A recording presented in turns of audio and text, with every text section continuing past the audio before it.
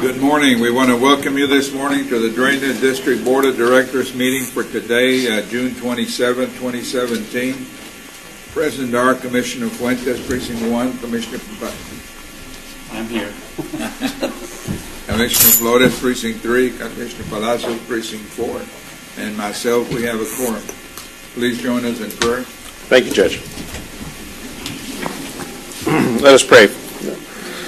Father God, we give you thanks for another great day that you've given us today, Lord. Just continue to be with us, Lord. Continue to provide your wisdom, your guidance, Lord, your understanding, and more importantly, your peace. As this great board that you've appointed make these difficult decisions to lead this great county of ours, Lord. Continue to provide the same wisdom, understanding, and peace to myself, my staff, to all the leaders of this county, Lord, that we may continue to do what is best for this county, Lord. Be with the residents during this hurricane season, Lord. May they be prepared to deal with whatever may come, Lord. And also may the various departments that serve this great county also be ready to respond in the time of need, Lord. We thank you for your Son, Jesus, and it's in his name that I pray. Amen.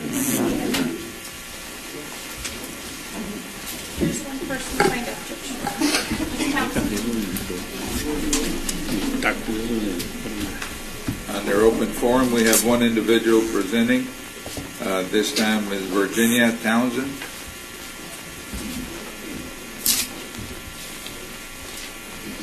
I thought she retired.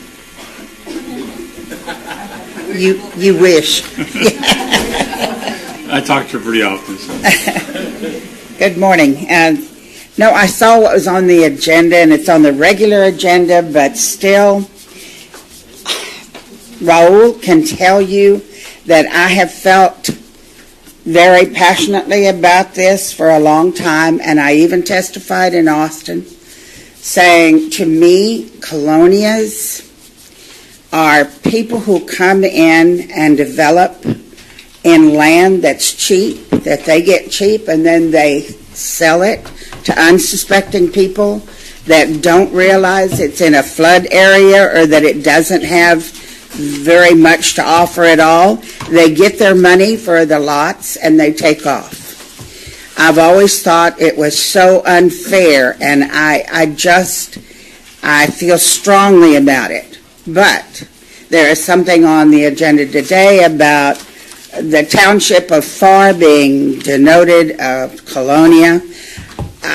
I wonder if any of us who've lived here all our lives realize what other people in the nation are saying about colonias. And I picked this up off of my computer, and I was horrified because I know we could find some with recent immigrants who they live in the cardboard houses and there's no water and there's no electricity and all this stuff. You can find some like that, I suppose. But a lot of the colonias have turned into good neighborhoods. And for us to have to realize what other people in the nation are saying, so I'm going to read you this, which I couldn't run it back to find out exactly. It was just one of those things that I ran into. Citizens now live inside and along our border from Brownsville, Texas to San Diego, California, in what the New York Times called colonias, or new neighborhoods. Trouble is, those living areas resemble Bombay and Calcutta, where grinding poverty, filth, diseases, drugs, crimes, no sanitation, and worse. They live without sewage, clean water, streets, roads, electricity, or any kind of sanitation. The New York Times reported them to be America's new third world, inside our own country. Within 20 years, at their current growth rate, they expect 20 million residents of these colonias. When I found that, I just went, that's what other people are saying about us. It's not something to be proud of, and I find it hard to believe. Like I say, I could go maybe in the Weslaco area, maybe west of Mission. I could find some where there are really bad conditions, but most of the colonias Okay, thank you. Most of the colonias have turned into good neighborhoods, so thanks. All right. Our consent agenda, any concerns? No, Judge. We don't have any. Need a motion to approve? Move for approval, consent agenda? Those in favor, say aye. Aye. Aye, motion carries. Item 5, recognition of Commissioner Joseph Palacios with the Si Se Puede Award for his commitment to the community. The members from Lupe reached out to our office and wanted to present Commissioner Palacios with an award, so I'll turn it over to them on that.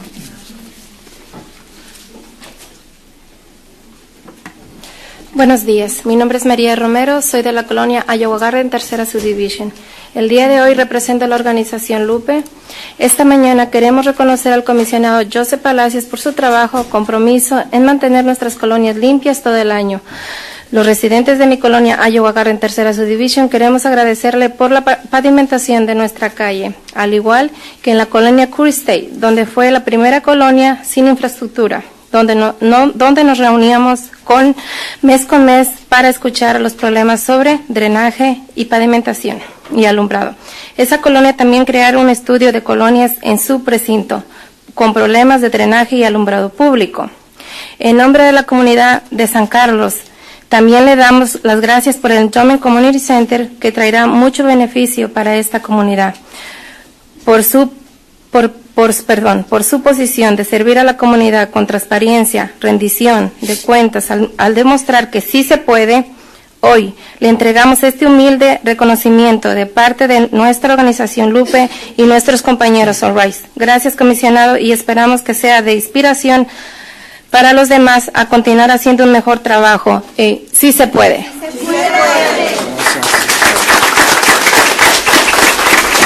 I'll be translating it to you. It says, good morning, my name is Maria Romero and I am from Iowa Garden Colonia, 3rd Subdivision. Today, I represent the organization of Lupe. This morning, we want to recognize Commissioner Joseph Palacios for his work and compromise so that he can have our colonias clean year-round. The residents of our colonia, Iowa Garden, 3rd Subdivision, we want to thank you for the pavement that you've given to our streets. In Colonia Curry States, we were the first colonia without infrastructure, where we would get together month after month to hear the problems about our drainage, and that you were compromised to get lighting into our colonia. After creating a study of colonias in your precinct with problems of drainage and lighting, public lighting, you would visit our colonias. In the name of San Carlos Community Center, we also give thanks for the Endowment Community Center, which would bring many benefits for our community. Thank you for your position to serve our community with transparency and strength, which shows that, yes, we can. Today, we give you our humble recognition on part of our organization, Lupe, and our partners of Arise. Thank you, Mr. Commissioner. We hope that you are the inspiration for others to continue doing a great job. Yes, we can. Yes, we can.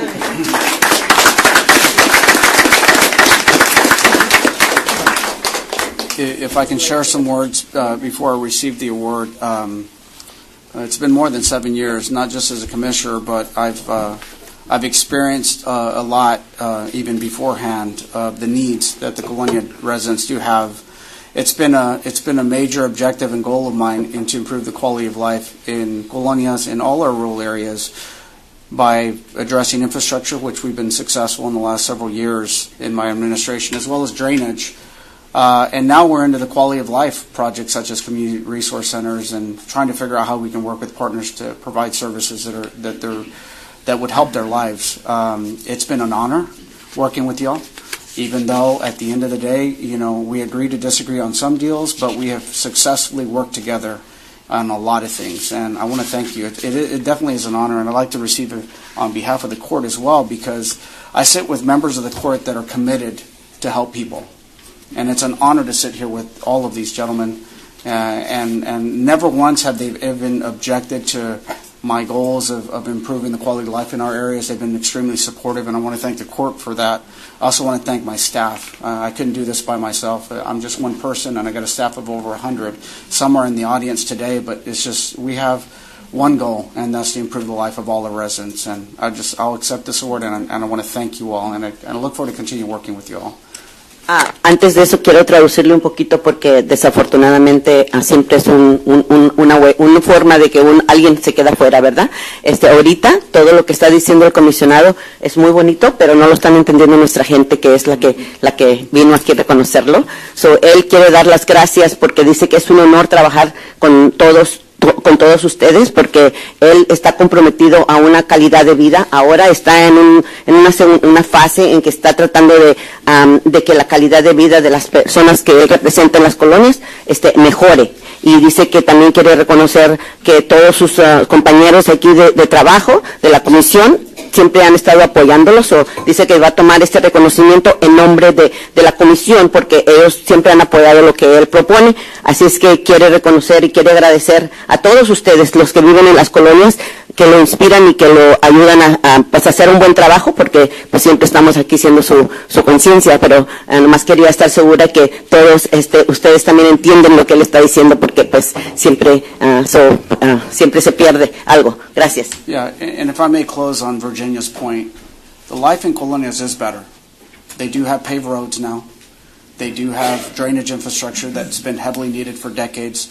Now we're going into lights, and life is getting better. But we need to continue to work and continue to advocate and continue to progress our community, and we're going to continue to do so. But thank you very much. Y dice que quiere hacer el punto de la señora Townsend, que estuvo aquí un poquito antes, diciendo que vio un artículo en el internet que describía las colonias como unos lugares donde pues está muy fea la vida, ¿verdad? Que no hay infraestructura, que la gente vive como en India y todo eso en unos lugares de los slums de India. Entonces él quiere decir que haciendo ocasión a ese artículo le quiere reiterar que la vida de las colonias sí está mejorando, y yo creo que esta es una prueba de que la vida sí está mejorando. Sí tenemos lugares como los que describe ese artículo, pero son muy poquitos. Creo que dice que está mejorando, y ustedes están aquí para reconocer que él está trabajando y todos los comisionados están trabajando para mejorar la vida de las personas que viven en colonias. Thank you. So we want a picture with the commissioner, with the commissioner, if it's okay. Other people, please pass to. Allá. Everybody.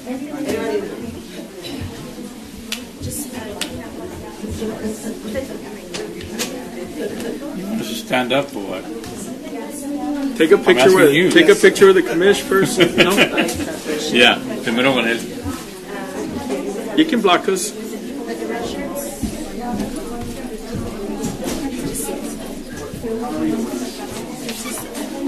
Joseph, take one with them first.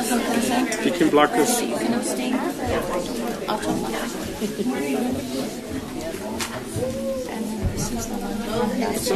The taxes? Yeah. I was. I was hoping that you were going to see me. I was like, Pero, and I got this at the other one. I'm like, oh, thank God. but the property is not for GNRO, it's for me. No, that's wrong. It's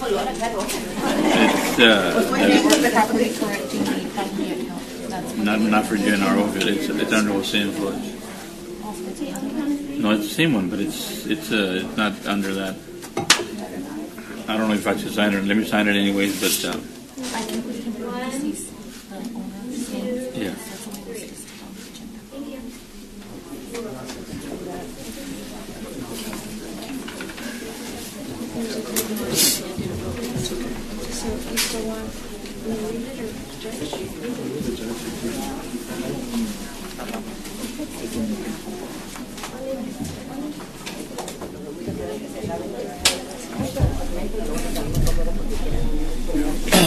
Our next item on our agenda is item number 6. Yes, sir. Discussion on Dallas County Drainage District Number 1 drainage projects, maintenance, and operations. Item A1 would be Precinct 1 Adams and Black subdivision. This is one of our rural drainage projects that we're working currently in Precinct 1 over in 1015 and between 10 and Mile 11. It's going to have an outfall into our Mercedes lateral. So we're about 90% design complete. The only thing that's lacking is the acquisition of a couple offsite easements, and that'll be first-time drainage for that area in that subdivision. So the next item is Precinct 1 Lucero del Norte subdivision. That's in Mile 11 and Mile 2 West. That one ties in directly to our Mercedes lateral as well. That project, actually, in the letter in the agenda, will be awarded to a contractor, the lowest bidder contractor. So that will also improve greatly drainage in that area. The district is also going to be improving off-site, installing a box structure off-site at a connection point, which should lower the water surface elevation of the ditch itself and provide better drainage for that area. So that's another rural drainage project. And item 3, Precinct 1 Heidelberg subdivision. This is one we partnered with Precinct 1 on to provide drainage for Heidelberg area, and that one was completed back in 2016. That was also a rural drainage project. The precinct did all the paving improvements, funded the paving improvements and so forth internally, and the district funded the drainage efforts in that subdivision. So it's fully completed. So this is one of the projects, rural drainage, that has been completed in Precinct 1. And item 4 was the Dare to Prepare. This last week, June 19th to the 23rd, we participated with a Dare to Prepare regarding hurricane information sponsored by or organized by Dowd County and Texas A&M Colonia's program. Just kind of discuss, what you need to do in case of a hurricane, how to prepare and everything. Had various entities there. We met at different areas of the county and had various residents attend and so forth. So it was good information for the area out there to know what to do in case of an event. So we believe that one went very well. So it was well attended. And that's all I have for item 6. Just real quick, I'd like to make a few comments. Thank you for your help in Precinct 1. Obviously, you gave a lot of updates related to projects there. We have made a concerted effort to try to include drainage into all of the road construction projects, and also we've identified some of the key areas where we know that flooding occurs in the Colonia areas. We're just following the example and model that the other commissioners have set with respect to trying to improve the quality of life for all of these residents. But I want to thank you for your willingness to help us out and work with us, and committing your staff and resources out there. And I also want to just recognize you and your staff for the Dare to Prepare. I know I attended Joseph's, and I know Eddie had a couple over in his area, and obviously we had ours in Progreso and Monte Alto. And I know that coming out of there, the residents were much better educated and informed with respect to steps that they could take in order to be prepared for this hurricane season. So thank you to your staff and to all of the departments that participated in that, because that was real key in getting information out. I would continue to encourage you to share that with Julia and the Public Information Office here, so that they can continue to provide links with that information for people who weren't able to attend, and obviously for the rest of the residents that are in our county. So please make sure that we share it with our staffs. I'm sure that we would all be happy to share all of those maps and any other information that's necessary for hurricane preparedness. So thank you again. Yes, sir, definitely. And just on a quick note, I know and thank you, Commissioner. We greatly appreciate. I know my staff greatly appreciates that. And we should go live July 1st on our website, and we'll make a presentation to the board next meeting in 2 weeks. Just a quick presentation of the website itself and how it lays out and everything. But we'll have a lot of that information, a lot of the mapping information, flood zone information, a lot of key information in one area that people can go to. It's going to be Google Transfer, bilingual, or Google Translate will be available, so those that need it can click on in Spanish and so forth. So, we're definitely starting from ground zero, and then we'll take any input and so forth, feedback, and continue to make it better. So, hopefully, it is going to go live July 1st. So. Thank you. Item 7, if I may, Judge. Presentation of scoring grid for the purpose of ranking by the Board of Directors of the response received and evaluated in connection with RFP number ACDD 1-1702-10426, property and casualty insurance to include the third-party administration services in order to award award and approve premium for same. We had Montalva Insurance at 83, and we had Texas Municipal League Intergovernmental Risk Pool at 95. Will the board wish to rank as stated? Was that primarily price-based?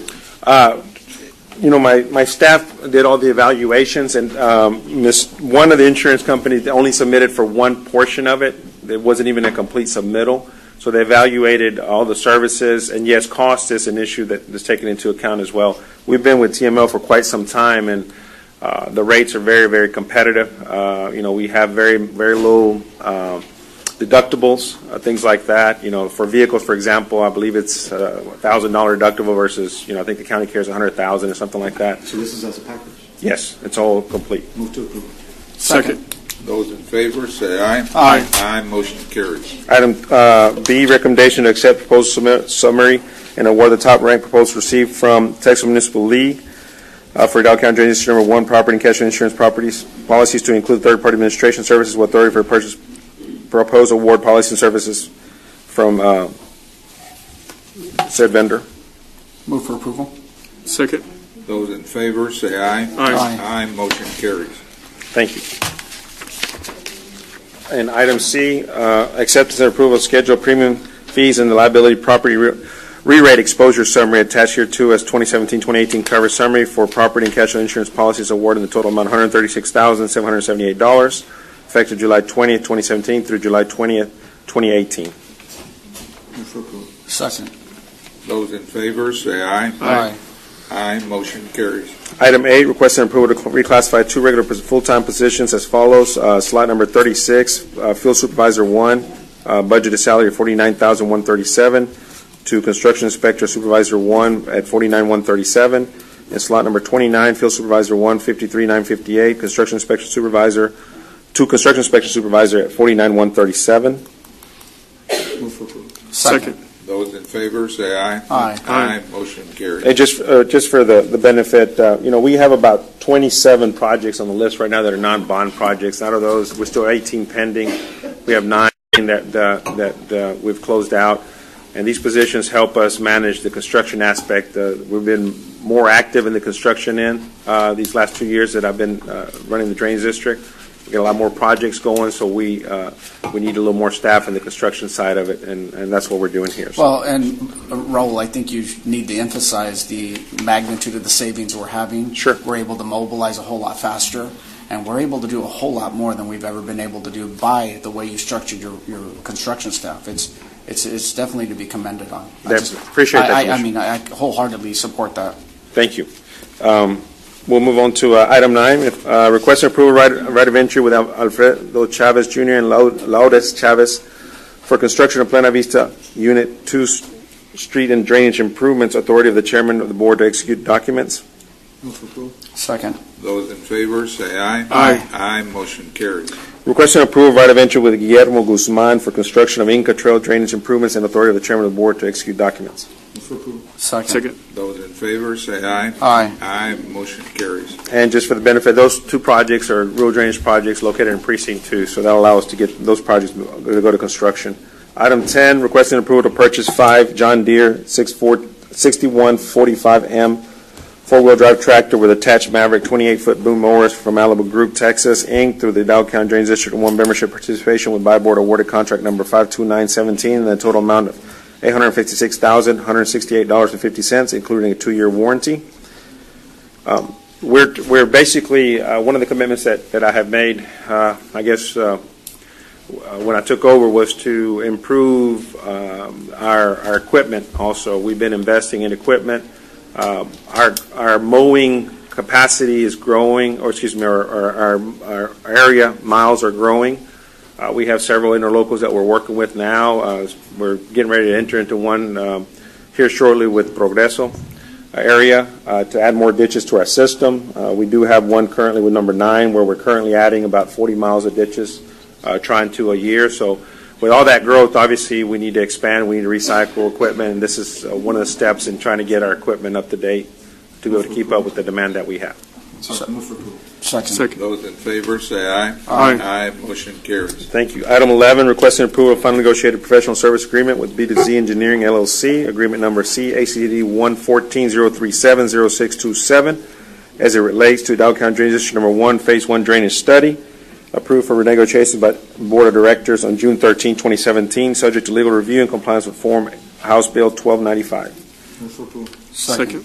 Those in favor, say aye. Aye. Aye, motion carries. Pursuant to the board's approval of professional service agreement with B2Z Engineering LLC, requesting approval of work authorization number 1 to agreement number ACDD 1-14-037-0627, an amount of $315,024.12 as it relates to engineering services for Dow County Drainage District Number 1, subject to legal review and compliance with House Bill 1295. Move for approval. Second.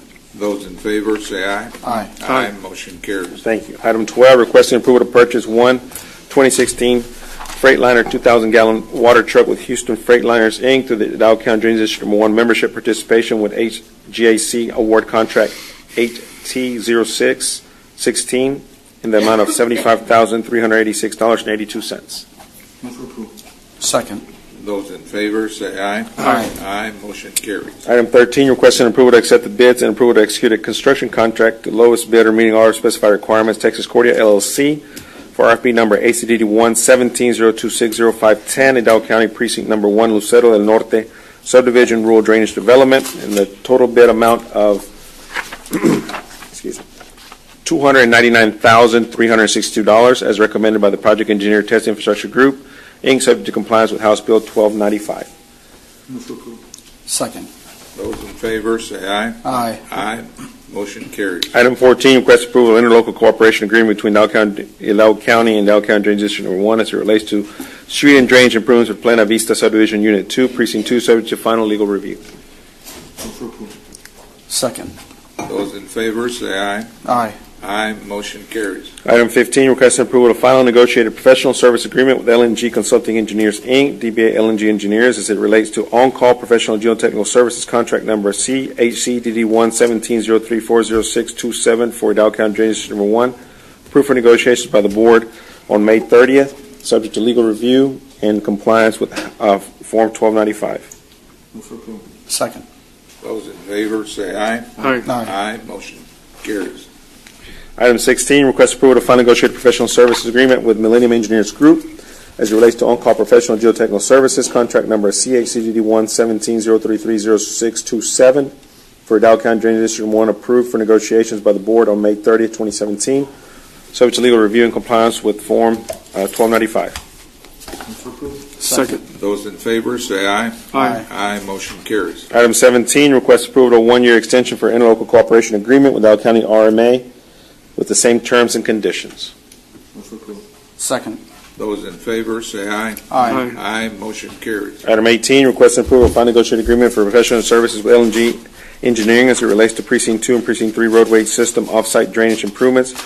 Agreement number CHCDD 1-17-040-0627, approved for negotiations by the board on May 10, 2016, subject to final legal review and compliance with Form 1295.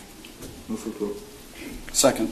Those in favor, say aye. Aye. Aye, motion carries. Item B, pursuant to the board's approval agreement for professional services with LNG Engineering, requesting approval of work authorization number 1 to agreement number CHCDD 1-17-040-0627, an amount of $635,679.91 as it relates to professional engineering services for Precinct 2 and 3, the roadway system off-site drainage improvements, subject to legal review and compliance with Form 1295. Just for the record, this money will be reimbursed from the RMA as part of the RMA outfalls that are being constructed as part of the project, the 365 project that's ongoing. We have the action you took on 17 to extend that agreement will allow for these monies to be reimbursed 100% to the drainage district. So, Move for approval. Second. Those in favor, say aye. Aye. Aye, motion carries. item 19, approval of 2017 budget amendment in the amount of $635,679.91 needed for capital project fund 130 RMA roadway system offsite drainage improvement project, Dow County Precinct 2 and 3. Move for approval.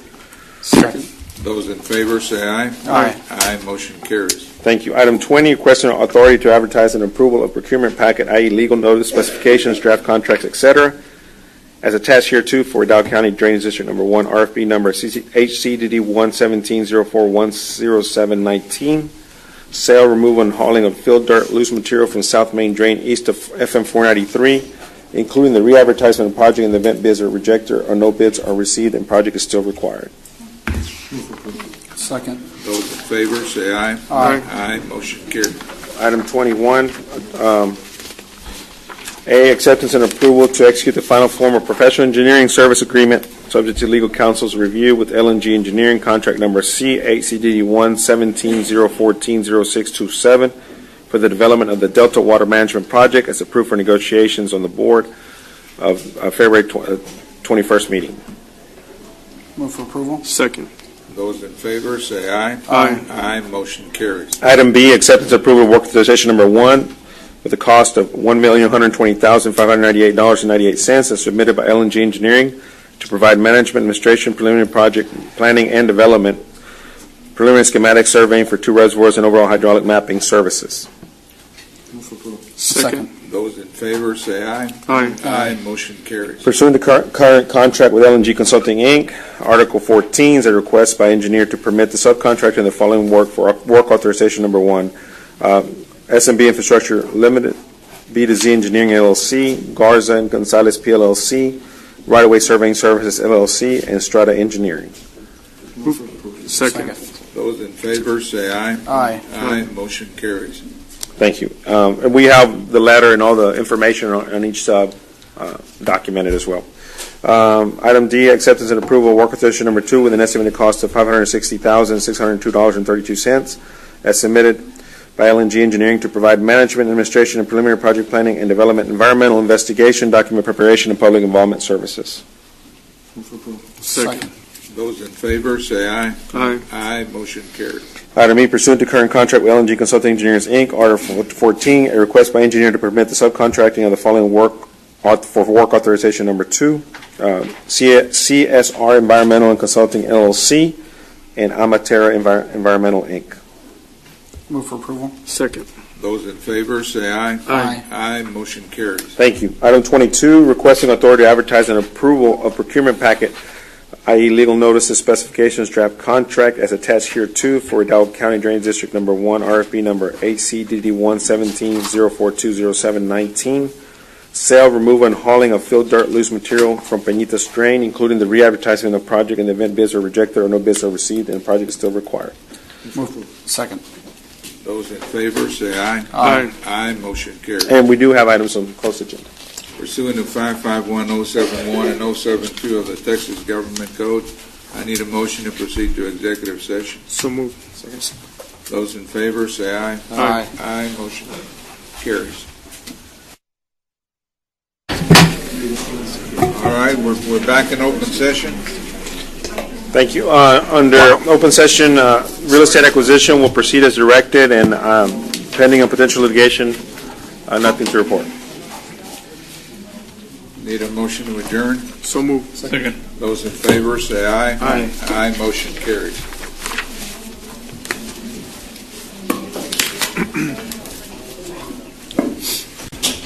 At this time, we're going to be convening a regular meeting of the Hidalgo County Commissioners Court. Present are, with the entire court being present, we have a quorum. Please join us in our Pledge of Allegiance.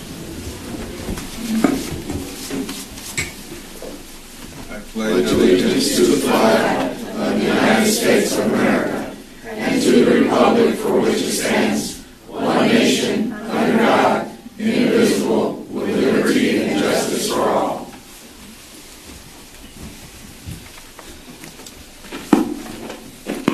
Almighty God, we come together today for the good of the citizens of Hidalgo County.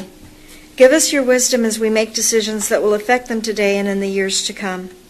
Help us to work well together, recognizing that each of us are here because we want what is best for Hidalgo County. We ask for your blessing and your guidance, and in your name we pray. Amen. Amen. Amen. If you would please remain standing. And we ask for a moment of silence in honor of the memory of Goner's mate, second class Noe Hernandez, a native of Huesaco. Noe Hernandez was one of 7 sailors killed on June 17, 2017, when a Philippine-flagged container ship collided with the USS Fitzgerald off the coast of Japan. His family is in Japan today for a memorial service sponsored by the U.S. Navy. All state and U.S. flags in Hidalgo County are flying at half-staff and will continue to do so until he is laid to rest back home. Commissioner Fuentes? I'd like to thank the mayor for reaching out to the governor and granting us permission to fly the flags at half-staff. In addition, I think we'd like to join the entire county in just recognizing the family of our fallen soldier for his ultimate sacrifice in serving our country. We'd like to ask for everybody's prayers to be with them at this time, and we ask for their safe travel back, and we look forward to welcoming him home as a hero. Also this morning, the Texas Department of Public Safety is holding a dedication ceremony at the Edinburgh Airport in memory of DPS Trooper Ernesto Alanis. The DPS is naming a Pilatus patrol aircraft in honor of Trooper Alanis. Trooper Alanis was killed by a drunk driver on February the 27th, 1983, while making a routine traffic stop. He was stationed in McAllen and had served in the DPS for nearly 5 years at the time of his death. Thank you. Thank you.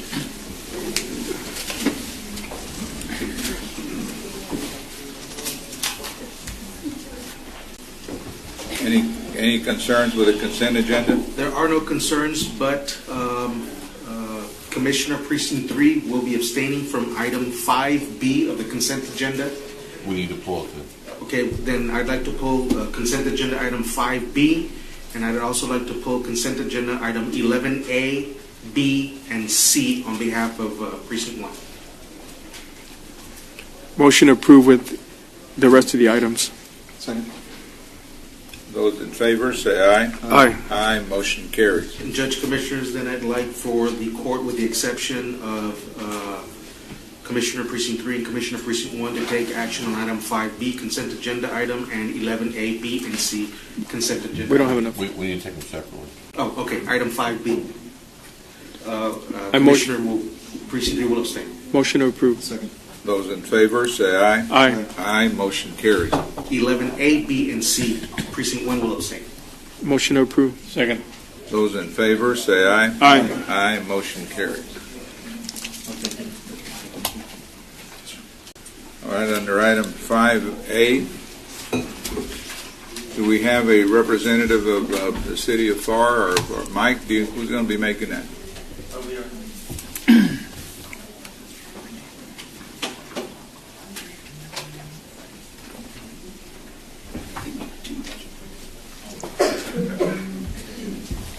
Morning, Judge Commissioners. Michael Leo, County Judge's Office.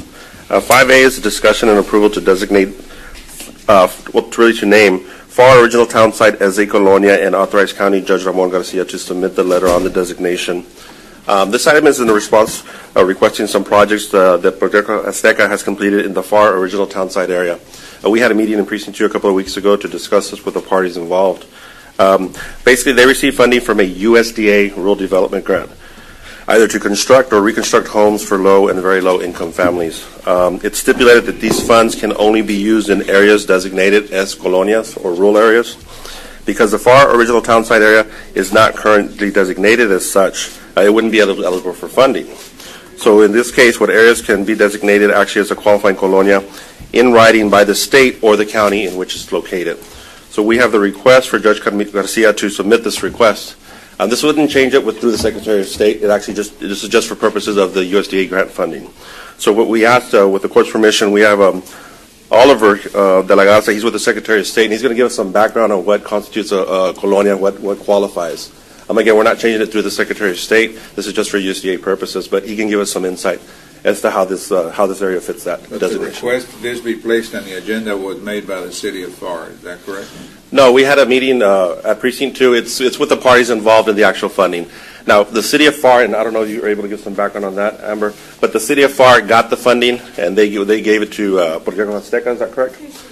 Through CDBG funding. The city of FAR is in agreement that this designation be made. Am I correct? Correct. It's to their, and again, I don't want to speak for them, but if you want to, I think the Amber's with Proyecto Azteca. She can give a little bit more background on that. Hello, good morning, Commissioners. I'm the Assistant Executive Director for Proyecto Azteca, and this last year we reconstructed 2 homes in the FAR Original Town Site with CDBG funding. However, we are not able to use those two homes for reconstructions as points for our USDA 523 grant. Yes? No, go ahead. And that's a very, very valuable grant for us that we are able to use it for general operating. So being that the city of FAR is an entitled city, this wouldn't affect any of their CDBG funding. This would only allow us to use our USDA funding to construct or reconstruct homes in the FAR original town site. It was established in the early 1900s, and a lot of those homes that were built in the early 1900s still stand and are in very, very poor conditions. So we're asking that the court designate this area Colonia so that we may use funding and so that we may use our USDA rural funding to make improvements to those homes. Is it a particular area within the town site? Yes, or it is. Is it the entire town site? Not the entire town site. There is specific pockets that are the ones that were developed a lot earlier when the city of FAR was developed. So I would say east and west of and north of 83. So that would be Bell Park. Those East and west of 281. Yes, North 281. of 83. Right. That's right. So it's those homes particularly that need the help. Thank you. Mr. Garza, were you going to make a comment? Yeah.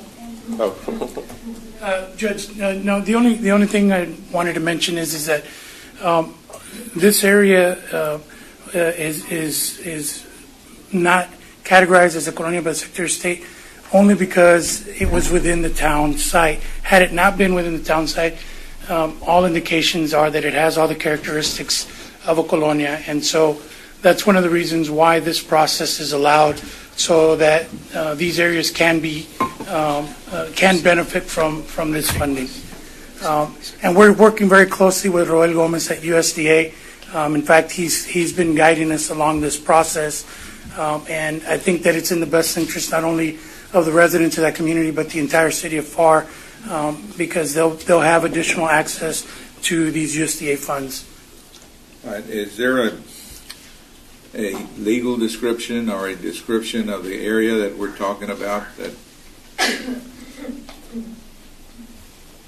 we do have some designated areas.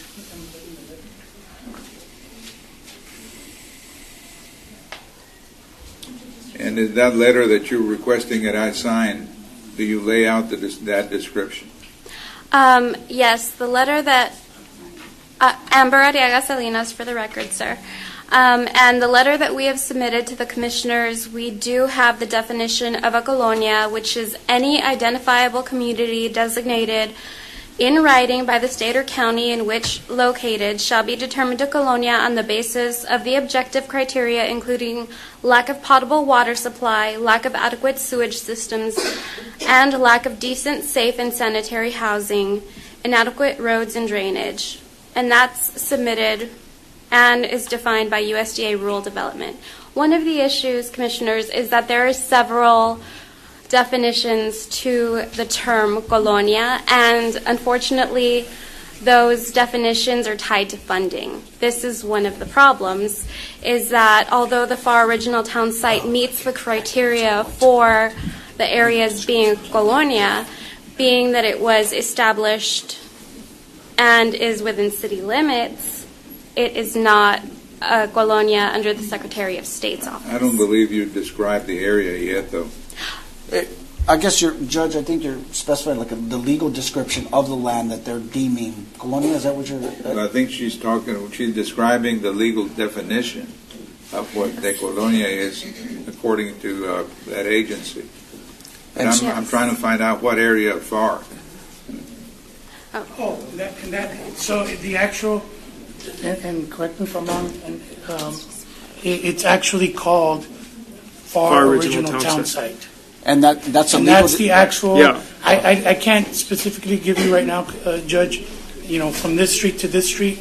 But if you go to the records and you look for a FAR Original Town Site, it is a designated area with very specific boundaries. I don't think that that's included the letter, but we can definitely include that for the letter. But it's the neighborhood or the colonia is defined as FAR Original Town Site, and there's two. There's FAR Original Town Site 1 and FAR Original Town Site 2. One is east of Cage or Business 281, and that's Original Town Site 2. Original Town Site 1 is west of Cage and north of Business 83. But we can definitely include that in the letter, and I think that's actually appropriate. There are also maps available on your base map for the Hidalgo County Appraisal District, which highlights those. I just wasn't able to present them today because there are so many. You mentioned the criteria that defines or qualifies an area as a colonia. Does it have to meet all of those or just one? No, just one. And which one does this meet? The housing. The housing? Yes, the housing conditions. That's one of the poorest and oldest parts of FAR. That was probably like it says, the original town site. Those homes, some of those homes are 70, 80 years old. When you drive through it, I mean, there's no doubt that it's one of the poorest areas. One of our board members was able to be relocated with the Hurricane Dolly funding, but she lived in a home that was built in 1918. And it belonged to her family, and it was completely dilapidated and unlivable. So, all right, thank you. Before we vote, we've got two individuals that have signed up in the public participation. Ms. Virginia Townsend. She spoke already. Okay. And Fern McClary.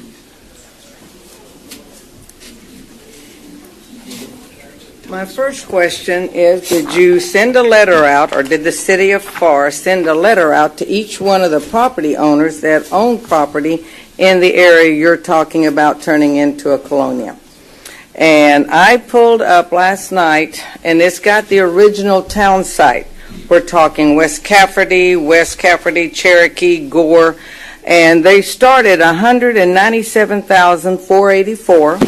Then I pulled up because I wanted to make sure I had it, and I had Cherokee, Jones, Juarez, East Kelly, West Hawk. I mean, I got East and West. And they vary, and this states that this is the market value from the appraisal district. And it went from $110,695 to the lowest one was $93,187. I gave y'all some pictures earlier to Joseph to show. They vary. They're very nice homes. There's some that I pulled up that could use help. But did you ask these people, do they want this? Are you just going to shove it down their throats? And how are their property values going? I also pulled up businesses. That was the first thing that came up. And this shows businesses, $400,000. And I mean, it didn't look that good a building, but I mean, that's what it's appraised at the appraisal district. So how much of this properties that you're fixing to just for a little bit of money here, throw down the hole that people want to buy? I don't know. What you just now stated that one thing has to be so it can be colonia. All right. A lot of our homes, we have septic tanks. Does that mean all of ours can be turned into a colonia? I've got a septic tank. I don't know. How about Lake James? How about Ramones? I don't know if y'all have sewer or if you have septic tanks there. If that's one of the criteria, then I think a lot of homes could be done. But what are you going to do with the value of the property?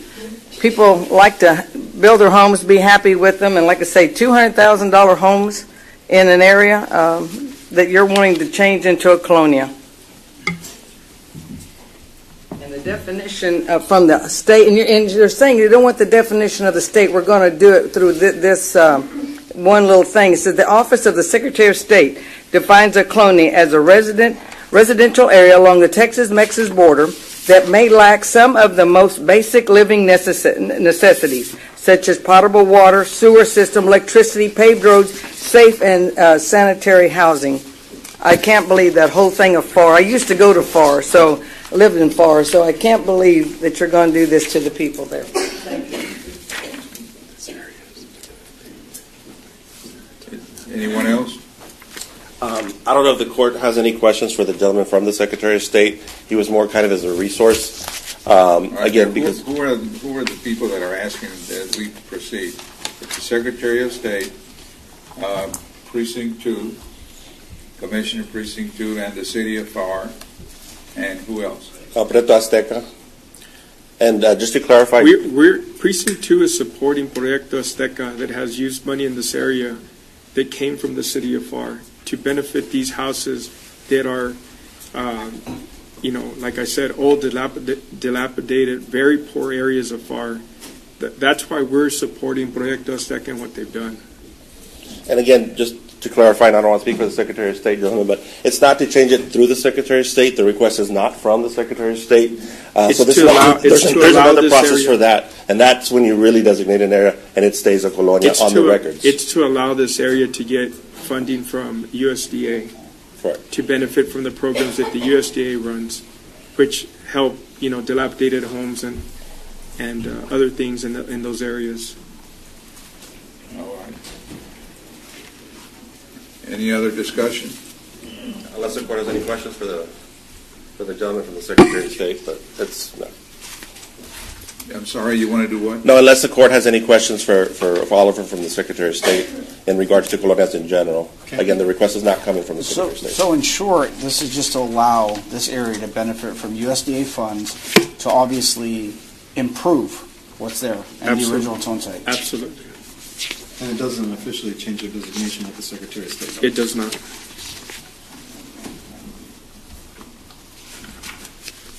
Need a motion? I need a motion, yes, we need action.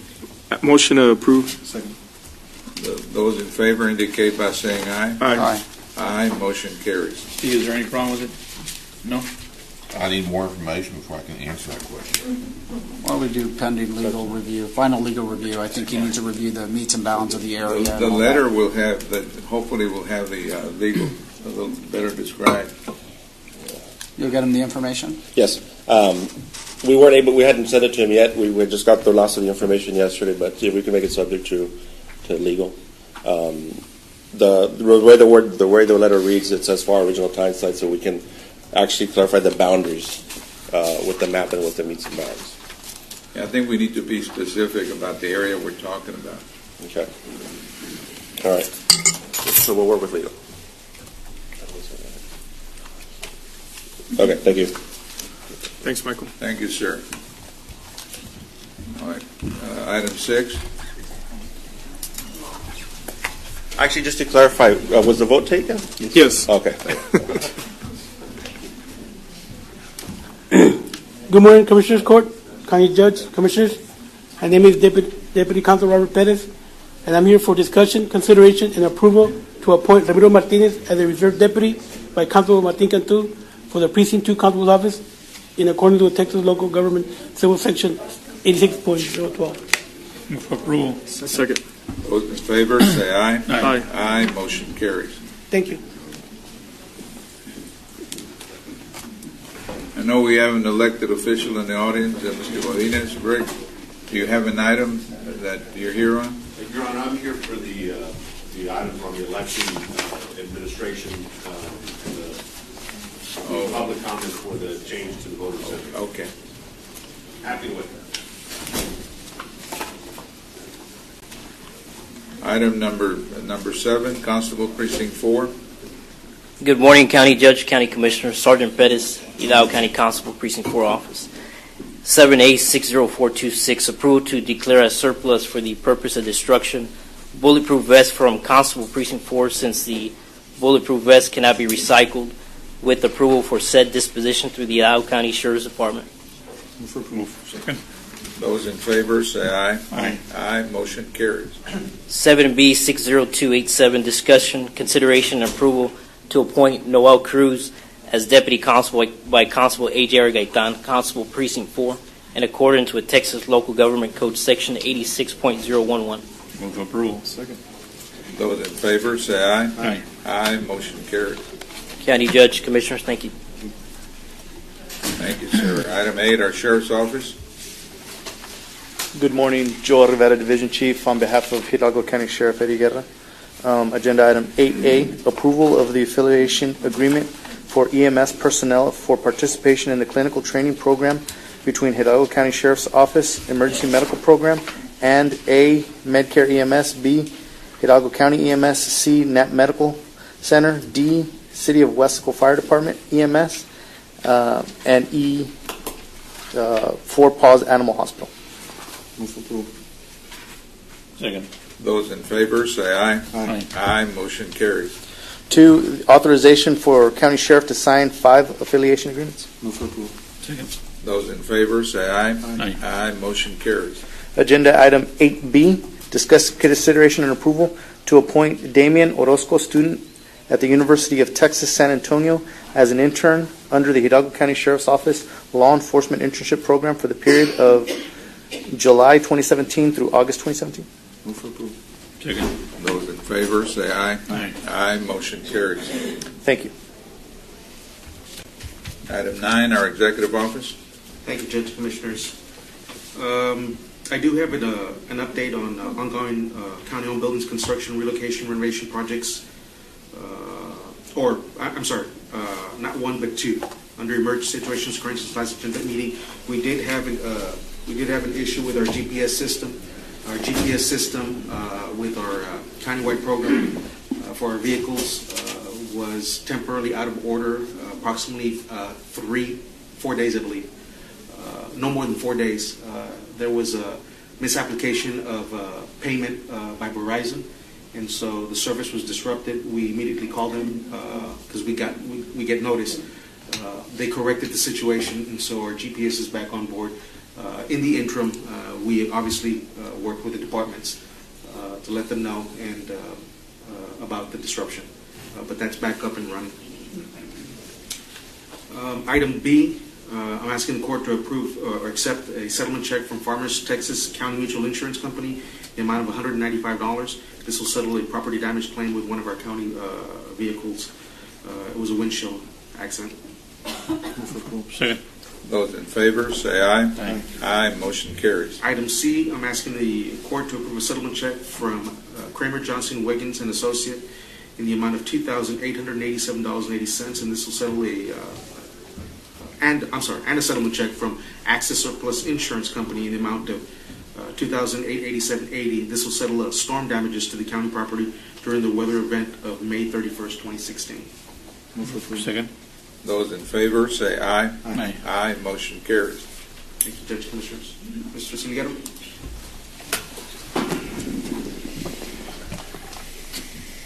Good morning, sir. Morning, Judge, Commissioners. Raul Silguero, Executive Office, presenting for Human Resources.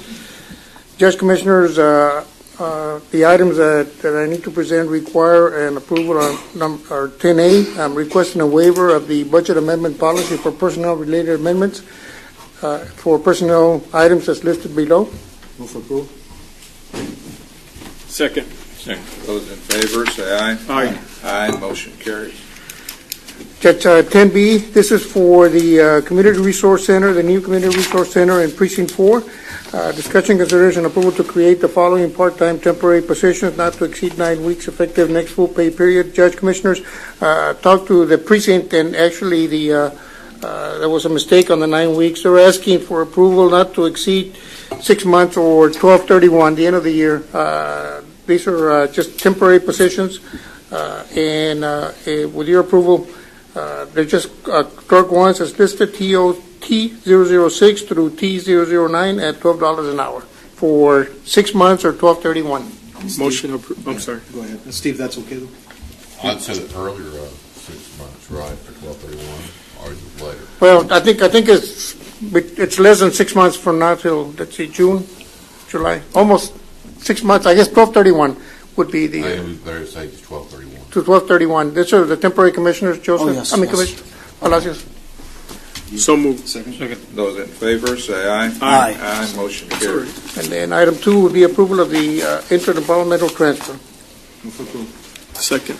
Those in favor, say aye. Aye. Aye, motion carries. Item 10C for Constable Precinct 4. This is discussion, consideration, and approval to create one temporary full-time clerk, slot number T025, program number 294001 at $12 an hour, a total of $12,480 for the remainder of the year, not to exceed 6 months or 12/31, which is 12/31, effective next full pay period 7/10. Approval of intra-departmental transfer. This would be subject to funding from the budget office has not yet identified funding, so we're asking for approval subject to funding. And Judge, Commissioners, I do want to clarify the reason that funding is not approved. As I've stated in the past, it would be presumptuous on our part to identify funding prior to any action by the court. It's until the court takes action that we identify, if it's in the positive, that we would identify the funding. So motion approve item 1? Item 1, subject to funding, and we don't need approval on item 2 then. Okay. So moved. Those in favor, say aye. Aye. Aye, motion carries. Item 10D, this is for the tax office. It's kind of tax office and precinct 2. As you know, Judge, Commissioners, we've undertaken an effort since I was in precinct 2 to open up a substation in McAllen for the tax office and vehicle registration. This is an effort by the tax office and Commissioner precinct 2 to get that office open. We were short 2 positions to get it done. So the action that they're requesting is this: discussion, consideration, approval of the following personnel actions effective next full pay period. The tax office has 2 vacant clerk positions that they're willing to delete so that we can create the positions that are needed at the tax office. So we would delete slots 0146 and 0156, clerk 1 and a clerk 2 at the listed salaries, and create slots 0191 and 192, title examiner 2 at $37,000 and deputy clerk 2 at $30,000, subject to funding. Second. Those in favor, say aye. Aye. Aye, motion carries. Yeah, I just want to make a comment, Judge, if I may.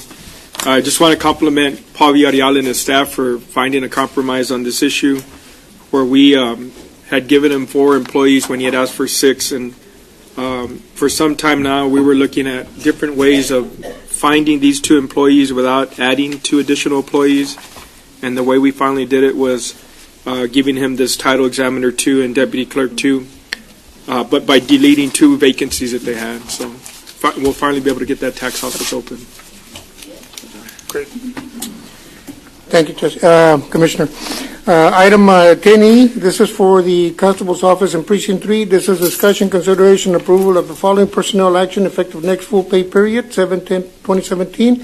This is as per interlocal agreement with Irrigation District Number 6. I think the gentleman, the manager, came to court and said for security reasons they were needing, they're willing to fund the position. So we're asking for Constable Precinct 3 to create slot 001 in program 293020 for a constable, deputy constable step 1 at 44,577. The auditor's office has a listed concern that the interlocal agreement is limited to $50,000 a year. The total cost, the annual cost for a deputy with fringes and everything is over $50,000. It's like closer to 61. But this first year, the $50,000 will suffice because we're already, past half of the year. So I think we'll be okay with the funding listed in the interlocal for this year. Okay, motion approved. Second. Those in favor, say aye. Aye. Aye, motion carries. So for the following year, we will do it correctly. You'll I guess, address it during the budget process? Item 10F, this is for Precinct 2, Administration and Road Maintenance. Approval, discussion, and consideration of the following personnel actions effective 17. Precinct 2 is asking the deletion of 3 positions, slots 0016, 0068, and 0097 in the listed departments. Administrative Assistant 4, a Mechanic 1, and a GIS Operator 2 with the listed salaries. And to substitute 2 new positions, slots 0100 and 0101, a Program Manager 2 and a Coordinator 3. At the listed salaries, the reductions are more than the creation, so we recommend approval. Move for approval. Second. Those in favor, say aye. Aye. Aye, motion carries. That's all I have, Judge, Commissioners. Thank you very much. Thank you. Before we call on Urban County, I've been requested to move up an item number 19A.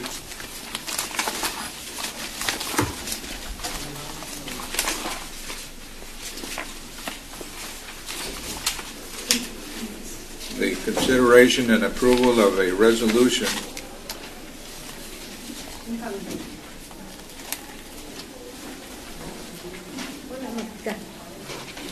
Good morning, Judge, Commissioners. Dr. Mona Parras with the Office of Commissioner Joe M. Flores. Item 19A, consideration and approval of a resolution in recognition of the Texas Department of Agriculture Summer Food Service Program for ensuring that Hidalgo County children receive free, nutritious meals during the summer months. Resolution in recognition of the Texas Department of Agriculture Summer Food Service Program. Whereas children need nutritious meals to learn, grow, and thrive, even when school is out. And whereas with the Texas Department of Agriculture Summer Food Service Program, children and teens ages 18 and younger can continue to eat healthy throughout the summer at no cost, just by showing up at a participating meal site. And whereas 1 in 4 Texas children faces food insecurity, and the Summer Food Service Program helps ensure that no child goes hungry during their summer break. No form of identification is required for children to participate. They will be provided meals just by showing up.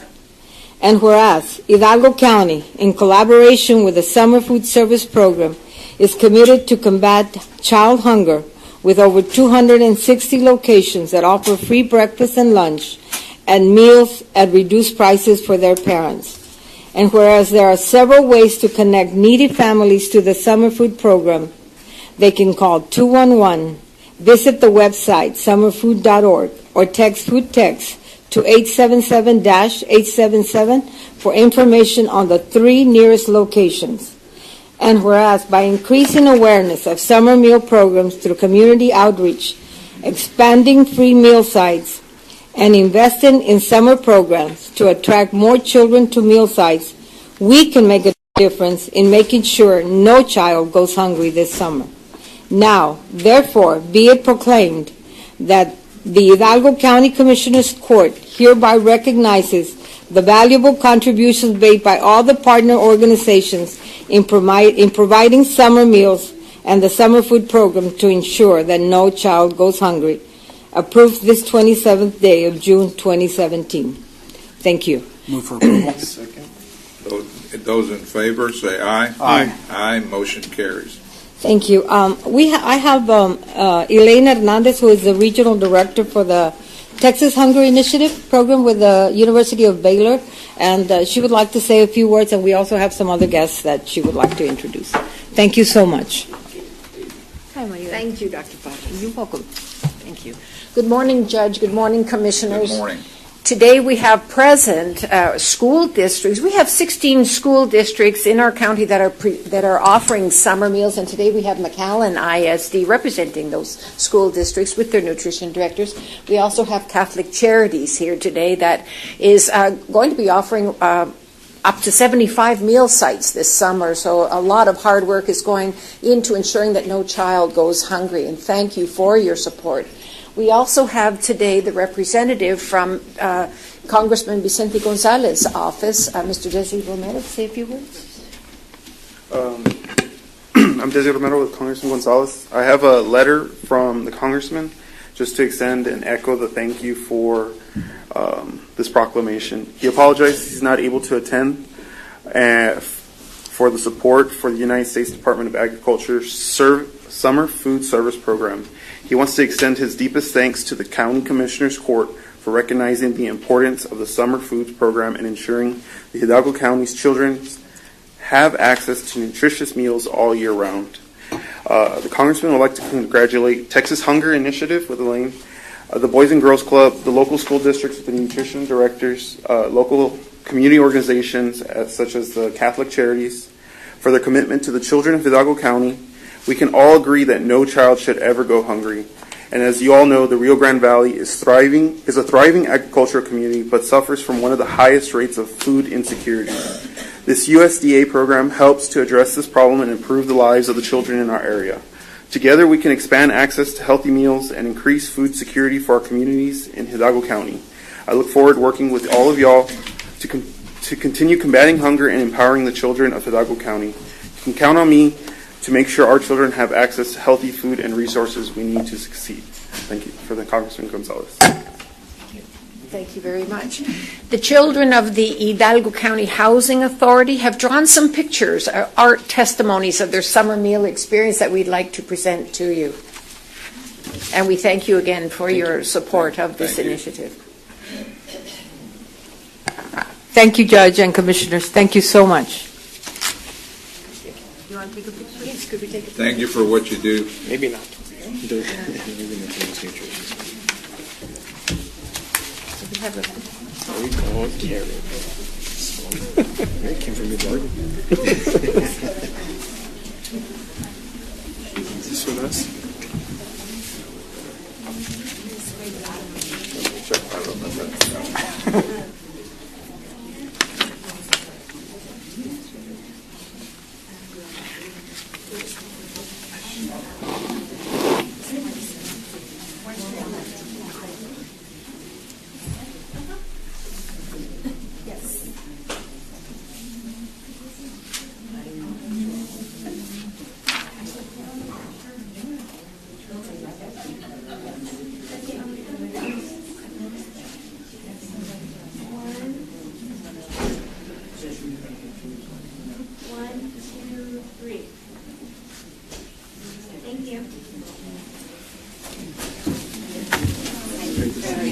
Thank you for everything you've done. Thank you so much. Good to see you.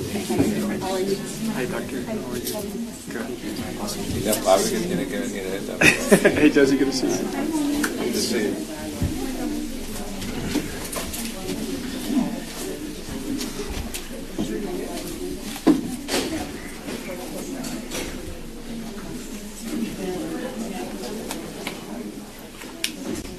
All right, we're moving back to item 11A, Urban County.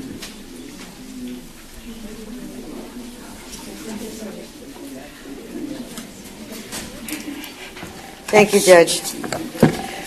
Our first item on the agenda is something that will not require action, but I do need to brief you on a community survey that we are conducting. This report is on the affirmatively furthering fair housing AFFH plan and community survey for the residents of Hidalgo County. In accordance with the U.S. Department of Housing and Urban Development, the County of Hidalgo Urban County Program announces the release of the Affirmatively Furthering Fair Housing Survey. The survey will assist in the development of a fair housing plan, an assessment of fair housing issues and contributing factors, and an identification of fair housing priorities and goals. Information obtained will be included in the assessment of fair housing plan, which is a new requirement that has been placed upon us, currently being compiled by the County of Hidalgo and the cities of Edinburgh, Mission, McAllen, and Farr, as well as the Hidalgo County Public Housing Authorities and the public housing authorities for the cities of Alamo, Donna, Edcouch, Elsa, La Jolla, McAllen, Mercedes, Mission, Farr, San Juan, and Westaco. You'll be happy to know that we're not spending $300,000 for the development of this study. This is all being done in-house, so which is why we have the survey. We're asking the public to please go onto the county's webpage. On the left-hand side, third item down, you'll have a community survey in both English and Spanish.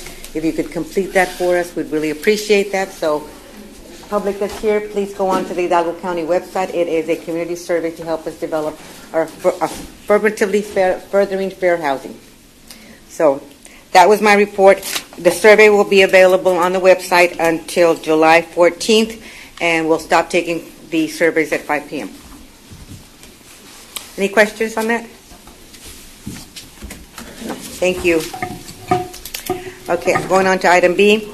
Subject to compliance with House Bill 1295, when and if applicable, the Urban County Program on behalf of the City of Granjeno is requesting authority to purchase playground and exercise equipment through Hidalgo County's membership and participation with by board approved vendor ExtraPlay, Inc.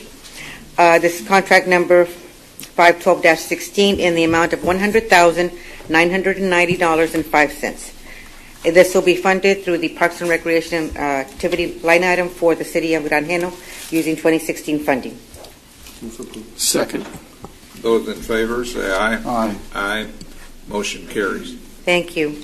Item C is requesting exemption from competitive bidding requirements under Texas Local Government Code 262.024A4 for professional services. Move for approval. Second. Need a second? Second. Those in favor, say aye. Aye. Aye, motion carries.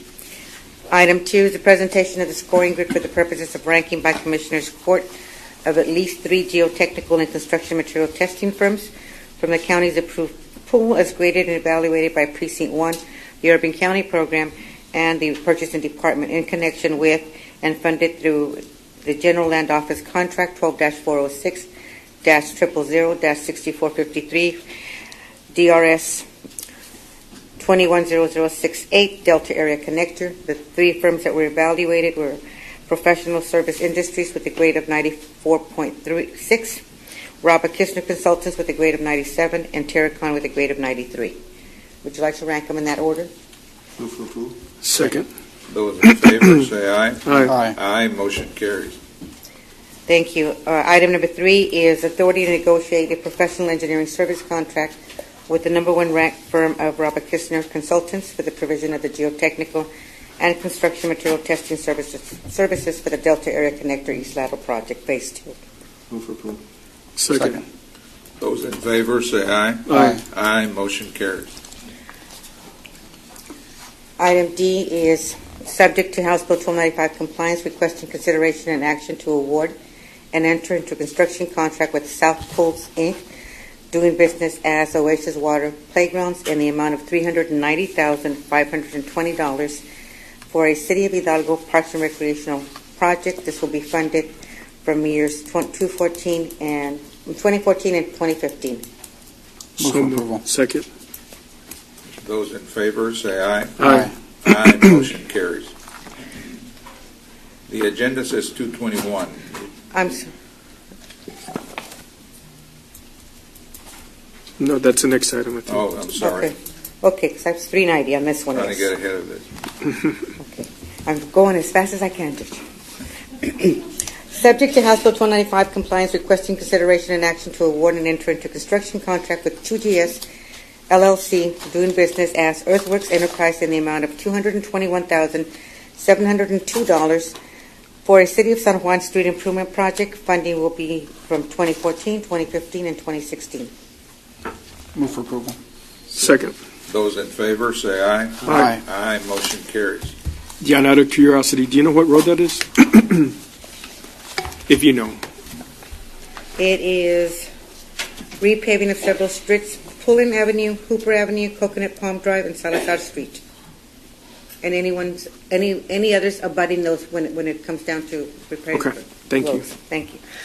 Judge, I would like to take this time also to thank Julia and her staff for helping us with this survey, putting it up on the website, and Renon's staff also, because it's going to be really important that we actually have a lot of responses so that we can develop a good plan. Well, thank you. Thank you. Item 12, our Health Department.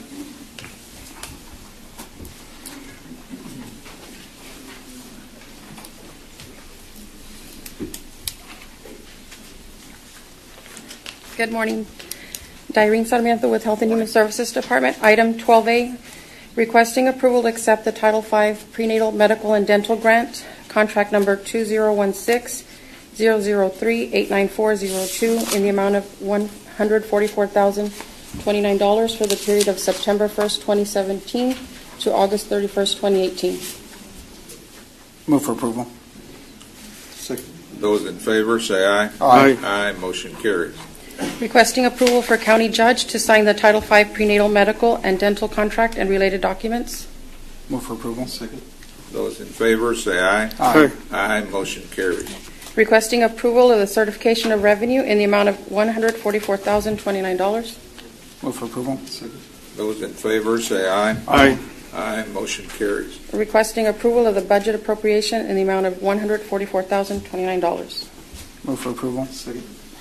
Those in favor, say aye. Aye. Aye, motion carries.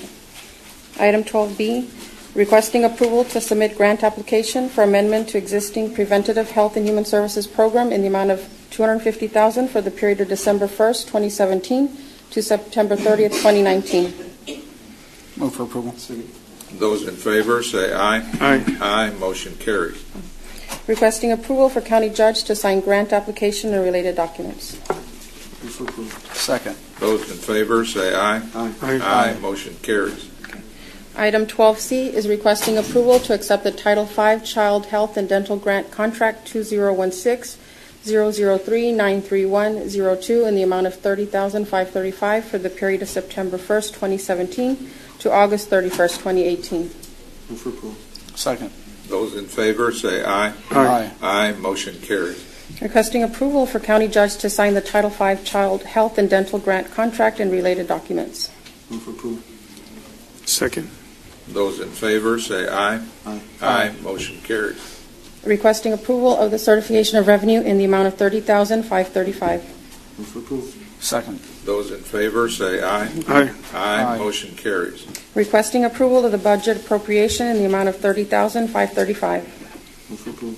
Second. Those in favor say aye. Aye. Aye. Motion carries. Requesting approval of the following personnel action effective 9/1/2017, salary reduction, slot G002, Department 3400051, Clerk 2. Requesting approval. Move for approval. Why is it less than $12 an hour? What happened with this is the grant was reduced, so the remaining, which is $1,550, will come out of the health administration budget. So it's not, it's just a reduction from the grant portion. Those in favor indicate by saying aye. Aye. Aye. Motion carries. Item 12D is requesting approval to ratify action on 2/6/17 through Agenda Item 58260 to appropriate the local match portion in the amount of $7,200. Move for approval. Second. Those in favor say aye. Aye. Aye. Motion carries. Item 12E is requesting approval of the certification of revenue by county auditor in the amount of $153,320.50. Funds are from the Health and Human Services Commission Medicaid Administrative Claiming Program. Move for approval. Second. Those in favor say aye. Aye. Aye. Motion carries. Requesting approval to appropriate the MAC budget in the amount of $153,320.50. Move for approval. Second. Those in favor say aye. Aye. Aye. Motion carries. Okay. 12F1 is no action. Item 12F2, discussion, consideration, approval to draw down funds for demonstration year 6, round 1, district and monitoring payments in the amount to be determined by HHSC instructions from the local provider participation fund with a settlement date of July 3rd, 2017. Move for approval. Second. Those in favor say aye. Aye. Aye. Motion carries. Approval of certification of revenues as certified by the county auditor from the local provider participation fund in the amount to be determined by HHSC instructions. Move for approval. Second. Those in favor say aye. Aye. Aye. Motion carries. Approval of 2017 appropriation of funds from the LPPF in the amount to be determined by HHSC instructions. Move for approval. Second. Those in favor say aye. Aye. Aye. Motion carries. Item F3 is acceptance of a notice of closure of New Life Care Hospital of South Texas, LLC, effective June 17, 2017. Move for approval. Second. Those in favor say aye. Aye. Aye. Aye. Motion carries. Approval to remove New Life Care Hospitals of South Texas. Which hospital is this? Life Care, it's one of the smaller hospitals. I'm not too, it's in McAllen. I think it's on the corner of yeah. Ridge and Jackson. They notified us last month that they were closing, so in order to remove them from the LPPF obligation, Steve Crane recommended that we place it on the agenda so that we can forward that to the tax office. Thank you. Item B is approval to remove New Life Care Hospital effective June 17 from the Hidalgo County Health Care Funding District mandatory payment. Move for approval. Second. Those in favor say aye. Aye. Aye. Motion carries. Item 12G1 is no action. Item 12G2 is approval of County Indigent Health Care Program confidentiality agreement for the following Human Service Division staff. Employee number 165123, employee 195766, and employee 221058. Move for approval. Second. Those in favor say aye. Aye. Aye. Motion carries. Thank you. Item 13, our Community Service Agency. Good morning, Judge, Commissioners. With me today we have, this is Jaime Longoria with Community Service Agency. With me today I'd like to introduce Ms. Elena Hernandez. She's one of our advisory board members, so she'll be my... She's had a busy morning. That's right. Very proud. Judge, Commissioners, item 13A, it's discussion report and update of the 2017 Comprehensive Energy Assistance Program. I have 5 brief slides that I want to go over just very quickly with the court, just to kind of a review. Trying to see how to work this. Got to be smarter than that. There you go. Okay. Judge, Commissioners, just to review, the Comprehensive Energy Assistance Program is funded through the Texas Department of Housing and Community Affairs. We receive funding to provide assistance to folks who are living at a certain level below the federal poverty line, help them pay their utility bills. This particular program, we assist residents that are below 150% of federal poverty. In Hidalgo County, that's roughly 44% of the population. When you crunch the numbers and you look at the population and you do the arithmetic, it comes up to over 100,000 families in Hidalgo County that qualify for this program. Now, in this county, we've had a double whammy because there was a program offered through the Texas Department of Health and Human Services Commission that was terminated last year. It was called Light Up Texas. It basically did some of the same kinds of things that we did, but on a grander scale. That program went away last year at the end of the state's fiscal year, and there was no continuation. So those 100,000 families, when there is a need, they show up at the Community Service Agency's door. We receive funding from the Texas Department of Housing and Community Affairs that can assist about 6,000 families. 6,000 families receiving about $600 of benefits. That's about $3.6 million. That's our entire allocation for the whole year. Having said that, this is the actual amount that we received. We received $3.2 million, the household crisis of 1.6, the utility assistance of 1.6, and when you add that up, it's a little over $3.2 million. We make that stretch with other kinds of funding that we receive, and we wind up at about $3.6 million. So we're able to assist 6,000 of the over 100,000 families that qualify for this program in Hidalgo County. Just to give you the numbers as we see them today, the CIAP Utility Assistance Program has thus far assisted 5,200 households, over 11,500 individuals. We've obligated and spent over $2.8 million. Now, the key word there is obligated and spent. We assist folks into the future. When folks come to us in January, February, March, April, or May, we look at their history, their consumption history, and we pay based off of that consumption history.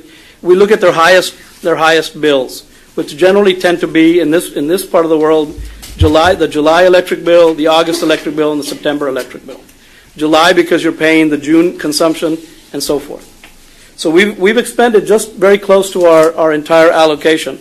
Our current model of service is we're limiting the number of folks that are coming into our facility. We're processing only 20 applications a day, plus what the adult daycares that we're seeing out in the community. We visit over 120 adult daycares from January through July, recognizing that the elderly and disabled that are in the adult daycares are a particularly vulnerable population, and we want to extend assistance to them as well. So that puts us in a position, and by the way, the Texas Department of Housing and Community Affairs asks that we be obligated and expended to the tune of 80% by the end of May. So we're kind of caught in the middle there because we recognize Hidalgo County is a very heavy, the consumption is very heavy during the summer months, but yet the state requires that we be 80% obligated by the end of May going into those summer months. So it's kind of a catch-22 for us at CSA. The good news is we are, at about 88% at this point. The bad news is that we're at 88% at this point. Okay? So what we're forced to do is to be creative and to come up with some additional, some relief for the residents of the county, and to make those monies go a little bit further. We have requested additional funding from TDHCA, and we're going to be talking about that in a little bit. We also have put in applications into the Direct Energy group of companies that is providing additional assistance for customers of Direct Energy. We also have done the same thing with Reliant Energy, where we've asked for some of their private dollars to come back to the county, and we're going to act on that today as well. We're also limiting the number of applicants. As I mentioned earlier, what we're seeing, Judge, Commissioners, I hate to say this, but we're seeing long lines of folks at our doors. Last night I had about 10 families that spent the night at our front door and spent the night waiting for assistance. Those include elderly, disabled. I had a young man who was blind this morning who was there with his family seeking assistance.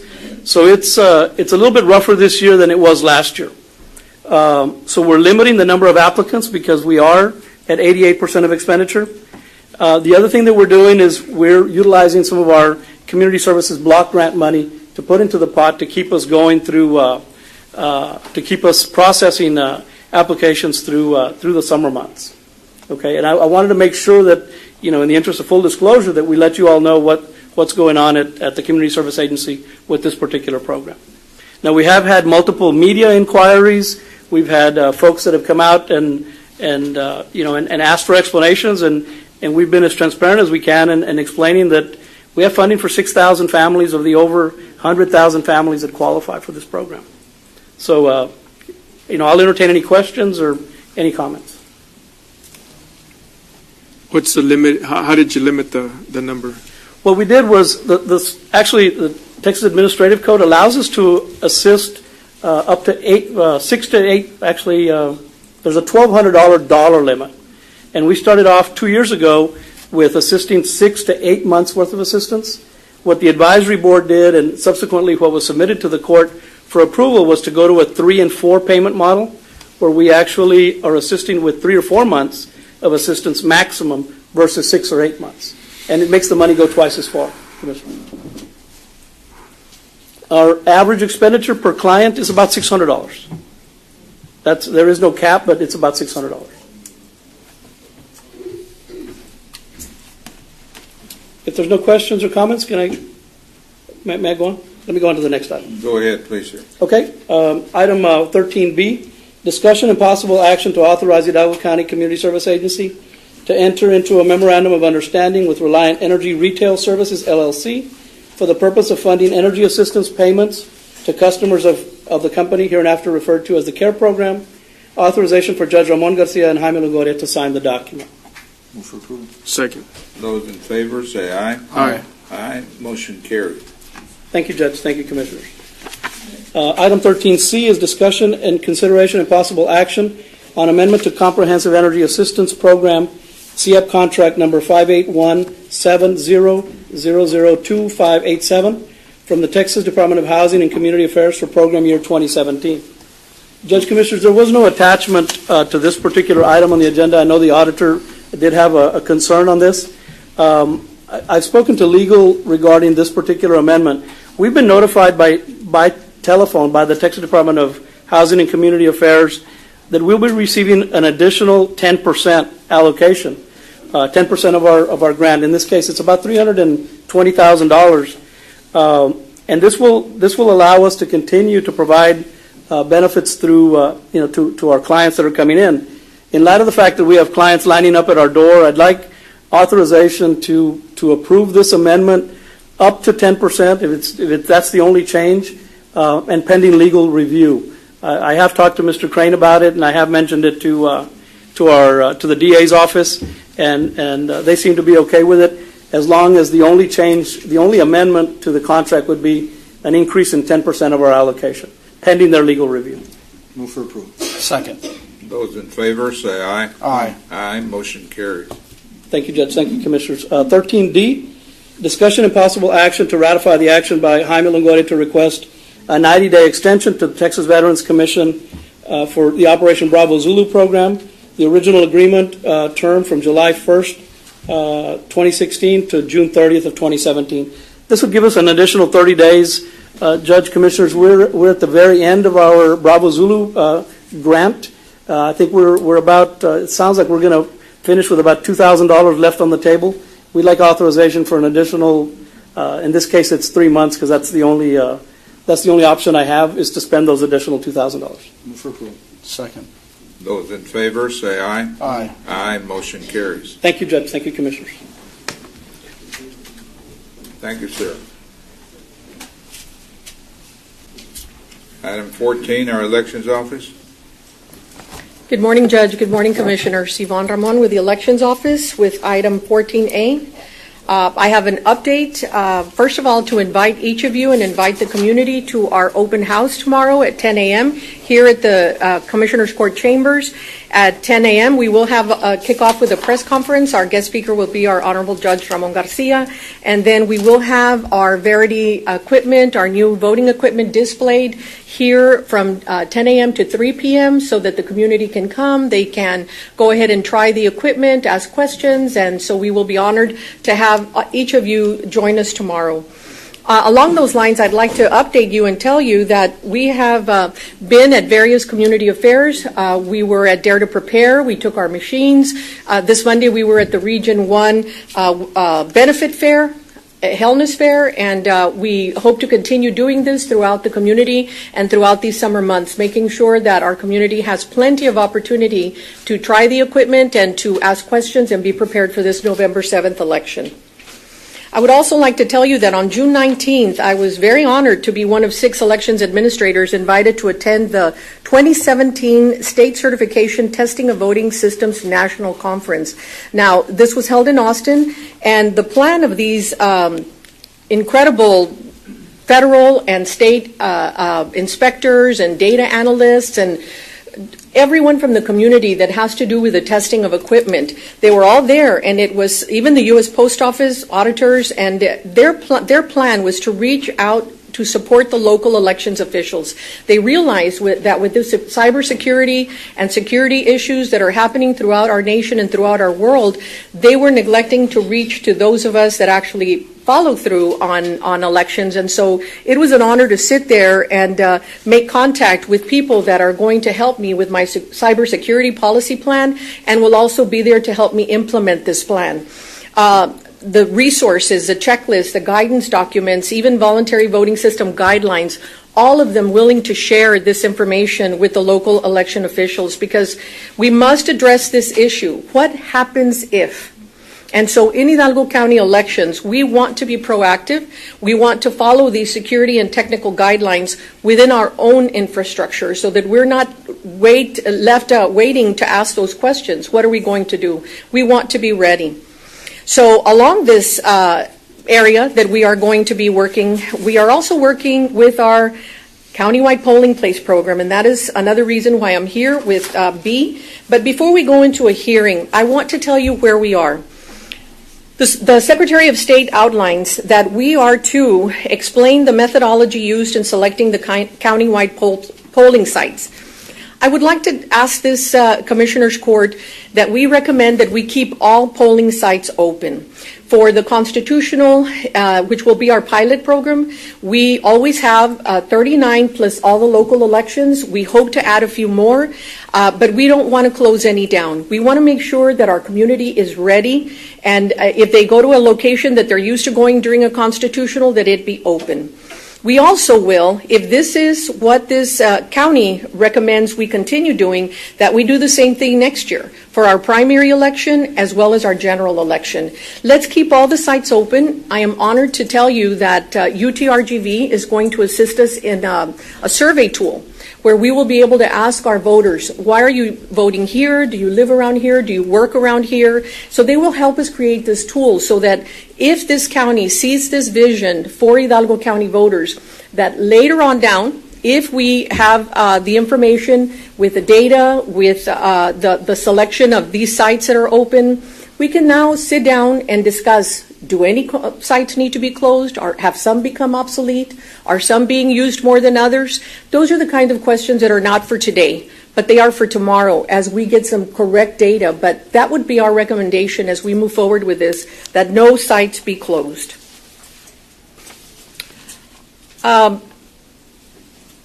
I just want to tell you that the statute does allow us to reduce the first year that we try down to 65%, which would be approximately 50 sites during a primary and during a general election, and the second year to reduce down to 50%. But as I already mentioned, that would be our recommendation. And so when we bring our poll sites to you for approval during the constitutional November 7th election, please know that all those sites will be all the ones that have been used in the past, plus any local elections that we would be holding.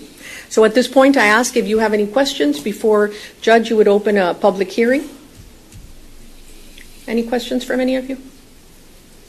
Just like to make a comment. I appreciate you Yes, going sir. out to those Dare to Prepare to try to promote Thank the you. machines and educate Yes, sir. the community with respect to how we're going to use those in the next election. And just congratulations to you and your staff. I think that was very successful. Thank you. Thank you very much, Commissioner. And I'd like to echo that. I think we can all see the increase in the performance of our elections office thanks to your leadership. Thank you, Judge. Take it in. Thank you, sir. Thank you, sir. All right, at this time, we're going to convene a public hearing to consider public comments on the County of Hidalgo's participation in the Secretary of State's countywide polling place program for the November 7th, 2017 constitutional amendment election. Is there anyone here who desires to make any comments one way or the other on this matter? Rick? May I approach you? Yes. Good morning, Judge, County Commissioners. My name is Rick Godinez. I'm the chair of the Hidalgo County Democratic Party. We've been long in favor of a countywide on Election Day program. I'm not really going to address what's going to be planned for the upcoming election in November, but want this commission to know and this body to know that the party itself is very, very supportive of a countywide program, which basically allows on Election Day the ability to vote at any of the county locations as opposed to just your precinct. The one concern that my body has expressed to me and asked me to address this commission is, and I think it's very hard to be in a government position to not be concerned about funding and the cost of things to happen. But we would like to approach it, because I think we've had a successful approach with this commission of what is it that's going to promote voting first and then worry about funding second. And I will give you an example of how that worked perfectly. You recall the last election we had in 2016, we were having some difficulty in getting people to be election judges and election workers. And one of the things that we identified along with the elections administration was because we only received a certain amount of funding in a primary from the state, this body agreed to provide additional funding to make what was paid equal what the county was paying for some of the people that were election judges as opposed to just a party. And we did see an increase in enthusiasm in that. And so that's an example of, taking the position of what's going to be better for the voter first and then working the money side later. And so what we historically have had since 2008 is I think at least 75 polling locations on Election Day, both primary and general election. Obviously, how many people are intended to vote need to be looked at, and a constitutional amendment will be much less. But that's the approach. We think the community approach that's probably better suited. And the one thing that my commission or my CEC asked me to relay to this body was we're all in favor of a county-wide polling location, but let's not use that. And I'm not saying that anybody is making that argument. That it won't happen until next year, but let's not use that opportunity that allows people to vote countywide as a reason to reduce voting sites. And one of the reasons is people sometimes walk to these sites.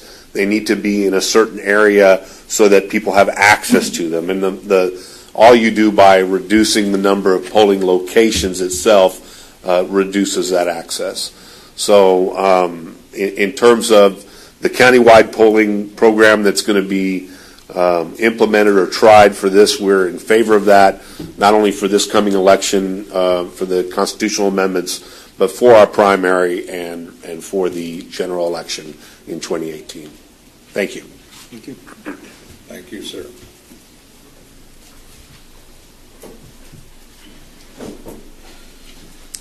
I'm here speaking for myself, not the Republican parties, but I'm certainly hoping. There's a lot of people here today. I don't know if they're going to get up and speak that work the elections. I don't know if you would like to stand up, but they're sitting over there, they're not moving. But they're also here, and we're all would like this constitutional amendment. We would like to have the elections so that people could vote anywhere in the county. You might be shopping. Oh, let's go vote, and it'd be really good. I don't understand. Never could understand why we're trusted to vote anywhere on early voting, but on election day, you've got to go and find it, see if y'all have moved it, and then go vote. I'm not for a lot of polling places. I'm for places that people vote. I don't want 175 or 10,000 if there's only one or two people going there. We don't have enough workers for each one of these polling places to make sure that nothing illegal, nothing going bad. So the number of polling places is not it. It's where are the people voting, and like she said, UT is going to be doing a study. That's what we have to find out is where are the people voting, where is it best suited for them, and then let's have it on election day. And I do hope that you will go with this. It'll make it much easier on everyone in the county to vote.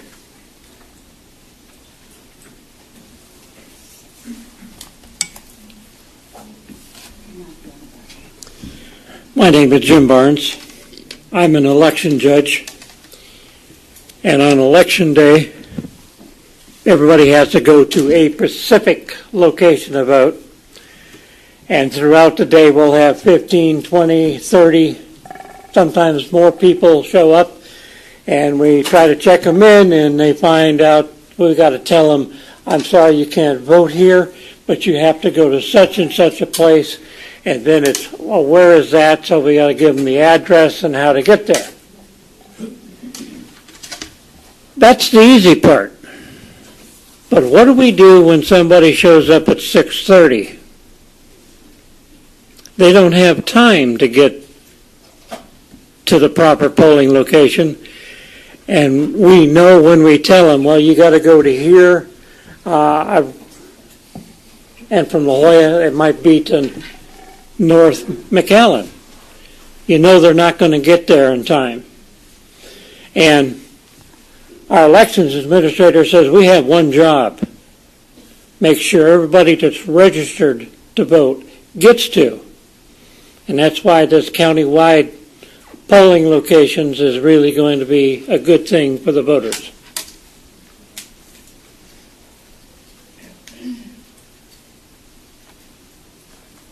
A few years ago, when you first presented this concept of voting, you called them voting centers.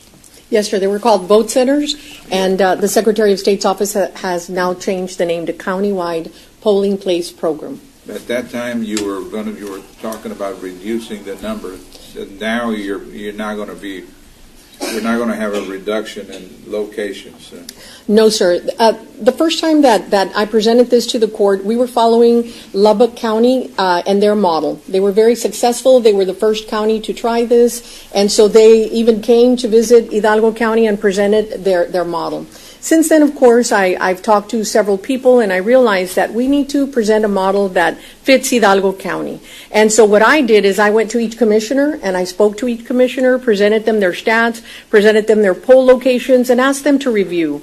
Were there any locations that perhaps needed to be changed or maybe deleted, or maybe some that needed to be added? And so I went in and talked to them and listened to their position and realized that until not even the constitutional, because that won't be a good model, but next year with the primary and the general, that will be a good indicator of where people are choosing to go and vote. And then I even think we should take it a little further so that we get a good number of stats And then we can sit down and say, you know what, look at this particular voting site. It's just not being utilized on Election Day.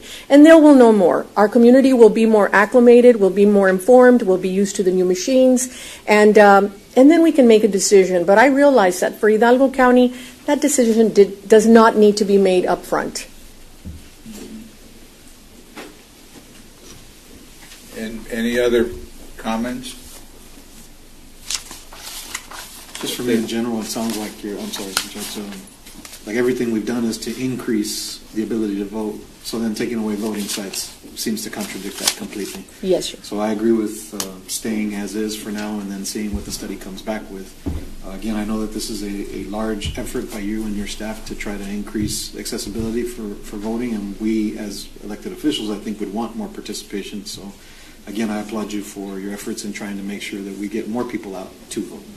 Thank you. At this time, we're going to close our public hearing and proceed on to our next item. Yes, sir. Item C is discussion, consideration, and/or approval to increase the wage rate for our poll workers. These would be the elections judges, the clerks, and the alternate judges as follows. The elections, actually, that should be alternate judges and clerks receive $10.10 per hour, which was the rate that Hidalgo County used as their minimum wage. But last year in September, Hidalgo County raised it to $12 per hour. And our election judges were receiving $12 per hour at this point, but now we are recommending that they have that $2 increase to $14 per hour, as their responsibility is quite large at a poll location prior to the election, during the election, and after the election. Move for approval. Second. Those in favor say aye. Aye. Aye. Motion carries. Thank you. And just a note there that $7 per hour is what the state recommends for training, and that we're recommending that stay the same. Item D, one of the other requisites to join the pilot program of the countywide polling place is the approval and appointment of members to the Hidalgo County Elections Advisory Committee. So I took the list that we used last time and added in those that have come into our midst and those that no longer participate, and was sent to you early so that you could review our list, and we broke it up by who they are representing, and I hope that you agree that we have a good number of members to the advisory committee. This advisory committee will be, of course, part of the countywide polling place program, but then they're also going to stay and continue to work with us, to brainstorm with us while we continue this challenge of elections and always trying to improve and get better.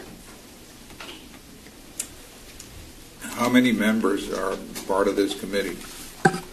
We've got, I always like for them to number.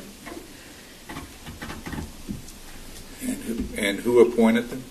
They were part of the first appointment that this court had recommended, and then from there we took those that were still active with elections, and then we included, I don't know that you all may know this, but we work closely with the Division for the Blind Services, and so we included, of course, Miss Peña, who bring their group over, and we train them first of all on the Ivotronic, and we're planning to make plans for the new Verity, and so we added different members that were not involved before. We also have more judges and clerks that we're inviting because we're having to change our processes and procedures at the poll location. Who better than them? So they are also members. And of course we have your office, and we have each commissioner, and of course the Democratic and Republican parties, and we have city and school representatives as well. I don't mean to go back, but at $7 an hour, we're not even meeting the minimum wage. No, sir. No, sir. That's training, that's statute, and if you would like for me to bring that item back, these are hours that they spend in training. I can certainly bring that back to this court if this is something you would like to review. Well, I think it's important that we review it and pay a fair wage to whoever. Otherwise, we may wind up discouraging people from attending the training. Yes, sir. Okay. Instead I of will bring that back. encouraging them. Did we take action on C? No, sir. We had- We took action at 7, and I kept looking at it. Okay. Well, I'm not certain if I made the motion, but I'd like a motion to rescind so that she can bring it back to adjusted. Judge, is that what you're proposing? I think we need to do that so that we can compensate these individuals fairly. What do you think, Mr. Barnes? Wow, that's...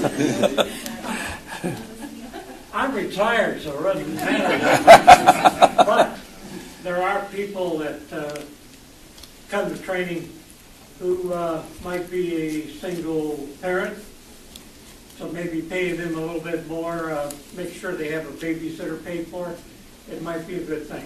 Yes. That would be an incentive. Is that a motion? Yeah, I'm going to motion to rescind item C, be 14C, and then you'll bring it back next. Yes, sir. Do you have I will any bring. timing So I'll bring issues? back the whole item.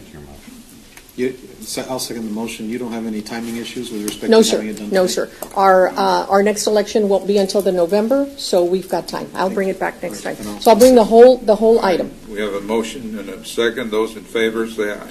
Aye. Aye, motion carries. And then you need a motion, item D. And now I need a motion for D. So move. Second. Those in favor, say aye. Aye. Aye, motion carries. Thank you, and I will bring back that item. Thank you very much. Thank you. Thank you, Rick. Item 15, our Head Start. Good morning.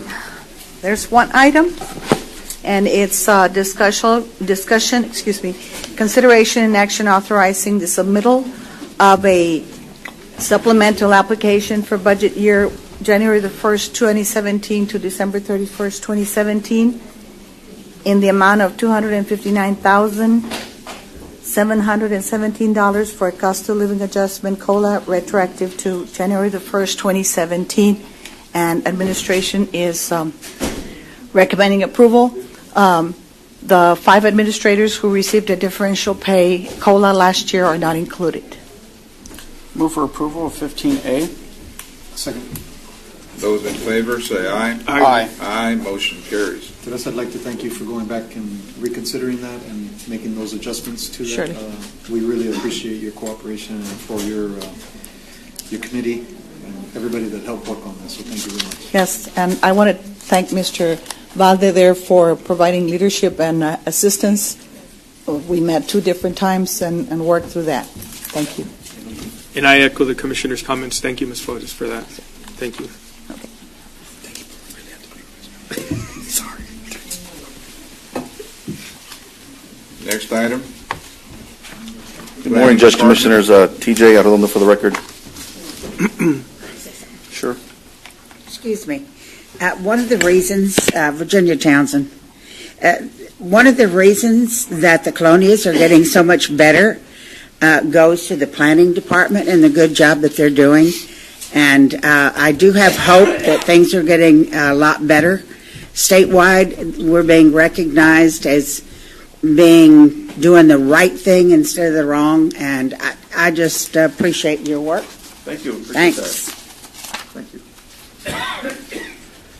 Okay, first 2 items are preliminary approval with variance request. First item, and I'm going to group these together, Judge Commissioners. Yes, go ahead. I wanted to speak on that. Can I speak before we start? On the planning? Yeah. Judge. On a couple of things. You want to what? Just speak real quick. Is she signed up? On a couple of subdivisions. Did you sign up? No, but I just saw that some of them are going to be downstate Highway 68. So if these people are going to invest on those subdivisions and buy homes, I would be real concerned about their right. I have. Okay, you want to make comments on which ones? Because Right now in the planning, just a Well, we couple can- of comments. Can I just? We could, I guess, discuss during the item, particular item. Yeah. But notify me of which one. They're the ones that are going to be on, I guess, Okay.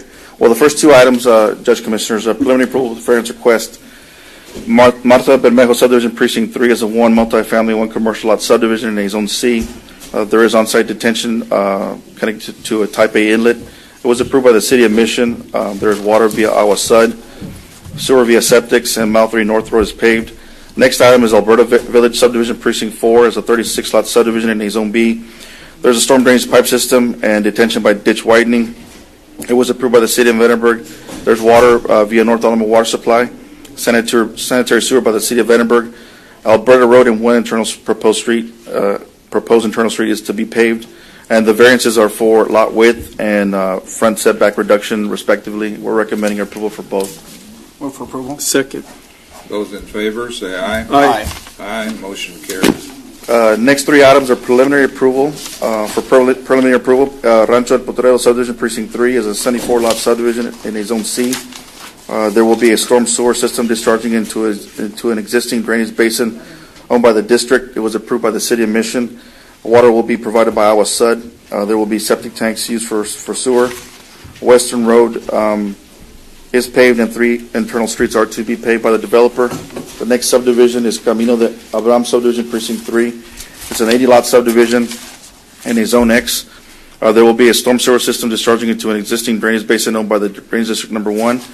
It was approved by the City of Mission. There will be water by via Agua Sud, sewer by septics. Abram Road is paved and 4 internal streets are to be paved by the developer. And then the next item is Eduardo's Number 15 Subdivision Precinct 3. It's a 24-lot subdivision in a Zone C. There will be a storm drainage pipe system and detention by ditch widening. It was approved by the City of Mission. There will be water via Sharyland Water Supply Corporation, sanitary sewer by the City of Mission. Trosper Road is paved and 2 internal streets are to be paved by developer. We're recommending preliminary approval for all 3. Motion to approve. Second. Those in favor, say aye. Aye. Aye, motion carries. Next items are for Excuse final. me, let me just, Okay. when you say detention by widening the existing drain ditch, does that ditch connect to somewhere? Yes, sir. It's part of the district system. All right, thank you. Okay, next, the final 7 items are for final approval. First item, McCain Subdivision Precinct 4. It's a 1-lot subdivision in a Zone B. It was approved by the City of Edinburgh. There's water via North Alamo Water Supply, sewer by septics, and Skylark Avenue is paved. ECISD Hargill Elementary Subdivision Precinct 1 is a 1-lot institutional subdivision in a flood zone C. There is on-site detention areas. It's in the rural area of the county. There is water via North Alamo Water Supply, sanitary sewer by North Alamo Water Supply, and 4th Street is paved. Hernandez Macias Subdivision Precinct 2 is a 1-lot subdivision in a flood zone B and C. There are on-site detention areas, and there will be regrading of Alamo roadside ditch. It was approved by the City of Alamo. There's water via North Alamo Water Supply, sewer by septics, and Alamo Road is paved. I guess we could take these 3 and then discuss the next one. Motion to approve. Second. Those in favor, say aye. Aye. Aye, motion carries. The next item is TVM Property Subdivision Precinct 4. It's a 3-lot commercial subdivision in a Zone X. There is on-site detention areas to be constructed at building permit stage. It's in the rural area of the county. There will be water. There's water provided by North Alamo, sewer by septic tanks, which will be installed at the permit stage. And Valverde Road is paved. Okay. Good morning, Judge and Commissioners. I'm up here because on the TVM subdivision and the ones following, they're off of mile 20, FM 2812, Curve, Valverde. Those are all the areas that the proposed toll road 68 will run by. And I'm just I would caution you before you proceed that a lot of these, the American dream is to own a home, and I would hate their dream to become a nightmare if this toll road goes through their land or through their home. As you know, we're an affected property owner. My husband's a 100% disabled vet, and I would just caution you before it becomes a nightmare to just take a look at where these, or maybe the planning department can look at the maps and at least let them know before they buy the land that they might be affected by a road coming through, because they're rural areas, but the highway will come through to us. We bought out in the country because we never wanted to be near an expressway, but it looks like it's coming to us. So anyway, just caution. Is there any way to put that into the plats and notes? Commissioner, those are just proposed routes. We have to follow the current thoroughfare plan that's been adopted at this point. We do know what the proposed routes are, but unfortunately, I don't believe there's any mechanism for us to deny or to delay a proposed plat based on proposed alignments. So is there any way to disclose or give To notice? disclose? I mean, other than what we're doing right now? As far as disclosure, I don't know what kind of disclosure we can come up with, Steve, if there's something that, I think the only thing you can do is make sure when they come in to go to the next step on the plat, or even now, if you want to not take action on this, and make sure each developer has been informed of the various routes that may affect their subdivision. we're aware of the routes, and these are for final, so there really isn't anything else that we could do at this point. That means they're fully developed? They're fully developed. Well, the other thing, they have plans. They're about to go into construction. So a lot of times these developers tend to subdivide just so that on the right-of-way acquisitioning, they've got better bargaining power. So I don't know what their intent is, but I do believe we need to notify them nonetheless, and we'd hate for them to be selling without notification of even if there's some alignment. So is there anything legally we can do at least to require notice to their buyers? I mean, because it's proposed, that means that they've had to have had public hearings. They've had several public hearings. That's why she's aware of it, obviously. But the problem is going to be is those that aren't aware and they're going there to buy for the first time. They've never been advised of a public notice of a potential highway coming through there. 99% of the people that are going to buy will not have known. And again, obviously, TxDOT is looking for the most feasible route, looking to avoid these situations. So here's another issue is that they've done their evaluation. Now we're coming in with the subdivision plat where they're unaware with it because it wasn't approved prior. So we need to notify the state as well as the potential buyers. Is there anything we can do on that? We do. Commission, we've notified them every time something comes in. We've notified them of the proposal. But at this point, the only thing that we've been told is that we won't get a final alignment until September is what I understand. The only reason I'm asking is because if they've had hearings and they've made it more official than just it's a concept or an idea. I mean, they're going through the environmental part of all of this land acquisition and the best route. That's why I'm saying they've already taken some action to make it more official. So that doesn't really give us an opportunity to make it official on our side as well? No, because there's three different routes. There hasn't been any official designation or alignment. Yeah, but I think they're more advanced than what we're saying here. I think at the end of the day, they already have construction dollars isolated. I don't know if it's very pressing. I think we need to do something. I think there should be at least a notice. I think it's important that the developers notify their buyers, no different. But I just don't know what legally we can impose on them on notice, knowing the fact that there is a project coming. I don't know. It's one of those things you don't want to inherit it after. It becomes a major problem. So what is, Steve, what were you saying? I'm saying at this time, the only thing I can think of is just to make sure that developers have been provided notice. Can we make them?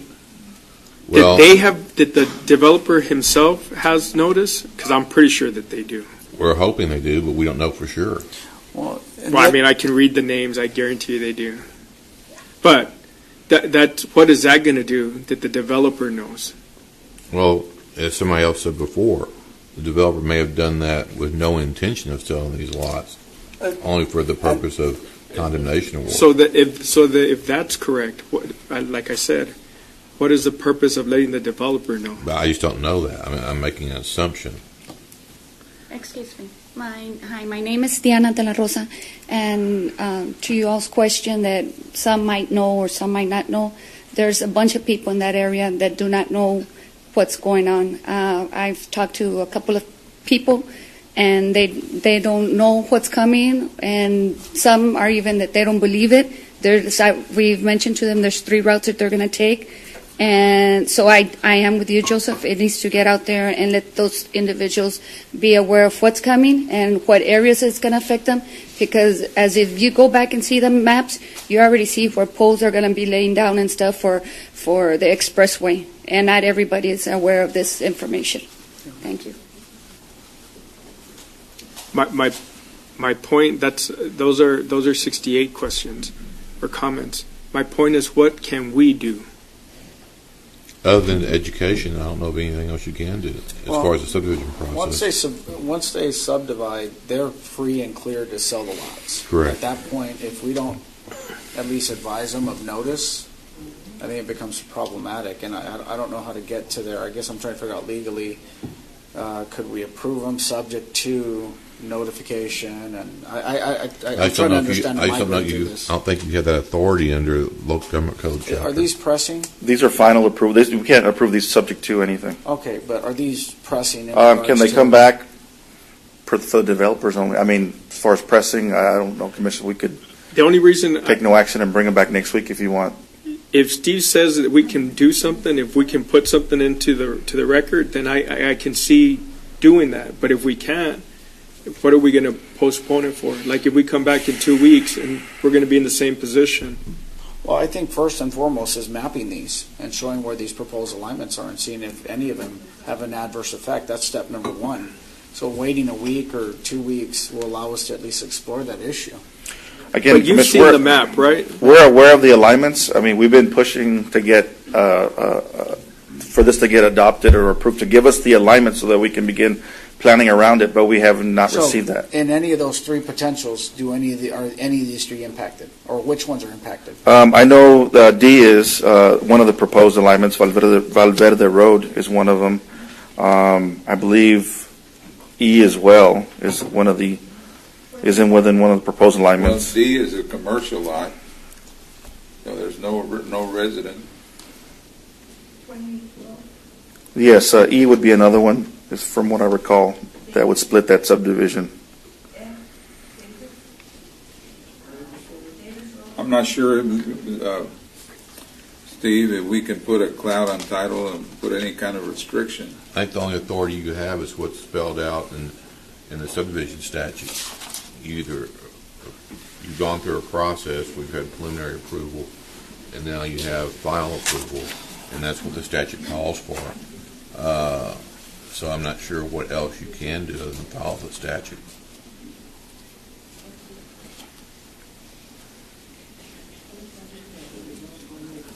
Other than education. Yeah, that's going back to it. That's why I asked if there was anything you could put in the plat and notes, but if not, I don't know what else you can do. Why don't you ask the developers to come in voluntarily? So the problem is if you approve it now, that's it. We crossed that bridge already. Still, it makes them a little more aware that they're responsible to shelter.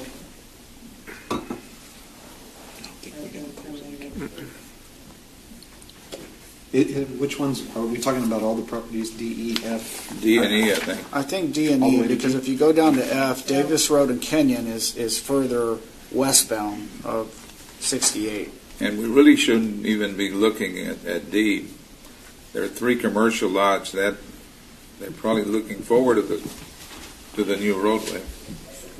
Well, they would probably purchase quite a bit of their property as well. It's, I believe it's a 350-foot corridor. Steve, do you think that there's anything we can do? As I said, I think the only thing you can do is follow the statute, and it basically goes back to just, if you think about it, if I'm a developer and I'm going to develop this tract of land, and I can sell it off, the developer is the one at risk. Now, the education part I mentioned was for the potential buyers. Is there a way to get something on your website or something else showing these 3 routes and showing as each route goes through what particular property? I think that with our website we can put the 3 alignments on there at a minimum, just to advise our constituents of what's coming. But I mean, other than that, I mean, then we start getting into tampering with their developments and. But let's make an effort. If you have those alignments, or Joseph, you have them, make an effort to put them on our website. Okay. Yes, sir. So you just read D though? So you want action on D? Well, we were recommending action on all 4 final ones. Can you approve all those only excluding item D? Let me talk to the developer and see if he doesn't mind bringing it back. Which one? In 2 weeks. Just D? Item number D, because that one has the most impact. Are you talking about E or D? No, I'm talking about, E. is the one I'm referencing. Okay, bring back E. No Well, action just on take it? action right now, if for right now, and let me call the And I think what he's asking is to take no action on E There you go, I'm right sorry. now. Take no action on and E. leave it for later on the agenda while he can make a Okay, phone call to the sure. developer. And you talk to him? I'll call him right now. Okay. Call him. Okay, I so need a motion on D, F, and G, right? So moved. Those in favor indicate by saying aye. Aye. Aye, motion carries.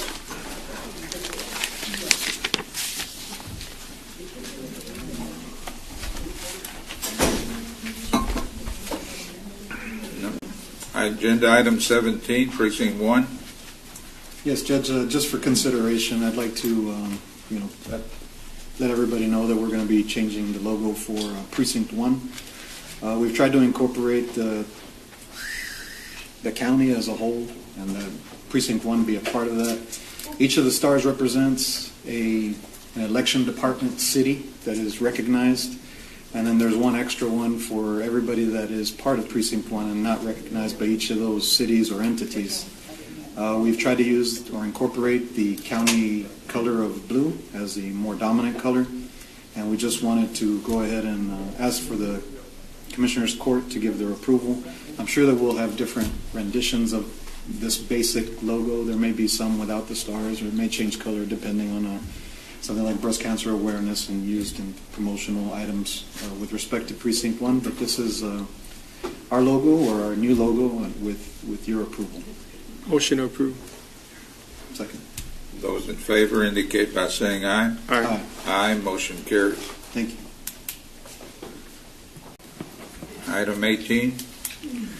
Good morning, Judge, Commissioners. Item 18A, requesting approval of closing documents for Parcel 5 as it relates to Precinct 2 fee simple project and authority for Mr. Valdeguerra, Executive Officer, to execute the documents.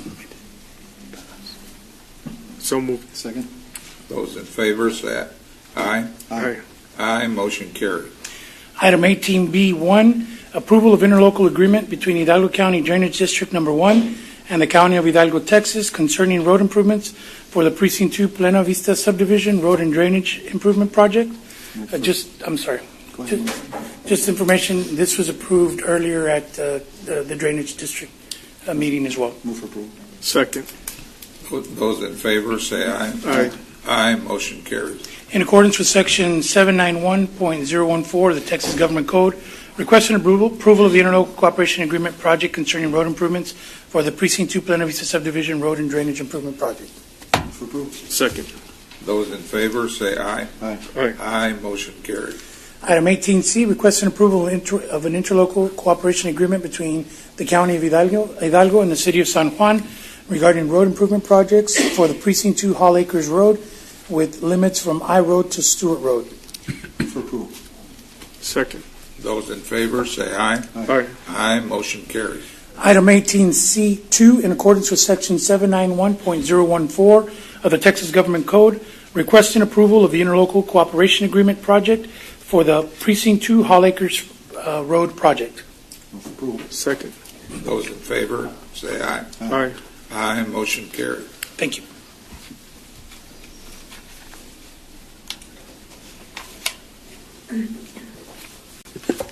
Item 19B. Item 19B1, requesting authorization to rescind action taken on February 21st, 2017, under Agenda Item A158-636, Memorandum of Understanding between Hidalgo County and the United States Department of Agriculture, Animal and Plant Health Inspection Service. Move for approval. Second. Those in favor say aye. Aye. Aye, motion carries. Item 2, acceptance and approval of a revised Memorandum of Understanding between Hidalgo County and the United States Department of Agriculture, Animal and Plant Health Inspection Service. Move for approval. Second. Those in favor say aye. Aye. Aye, motion carries. Thank you. Item 20, budget. Good afternoon, Judge, Commissioners. Sergio Cruz, Department of Budget Management. Item 28 is approval of medical coverage for temporary employees as listed on the agenda. ask for the Affordable Care Act, IRS Code, Section 4980H. If I could have approval? Move for approval. Second. Those in favor, say aye. Aye. Aye, motion carries. Thank you, Judge, Commissioners. Item 21, purchasing.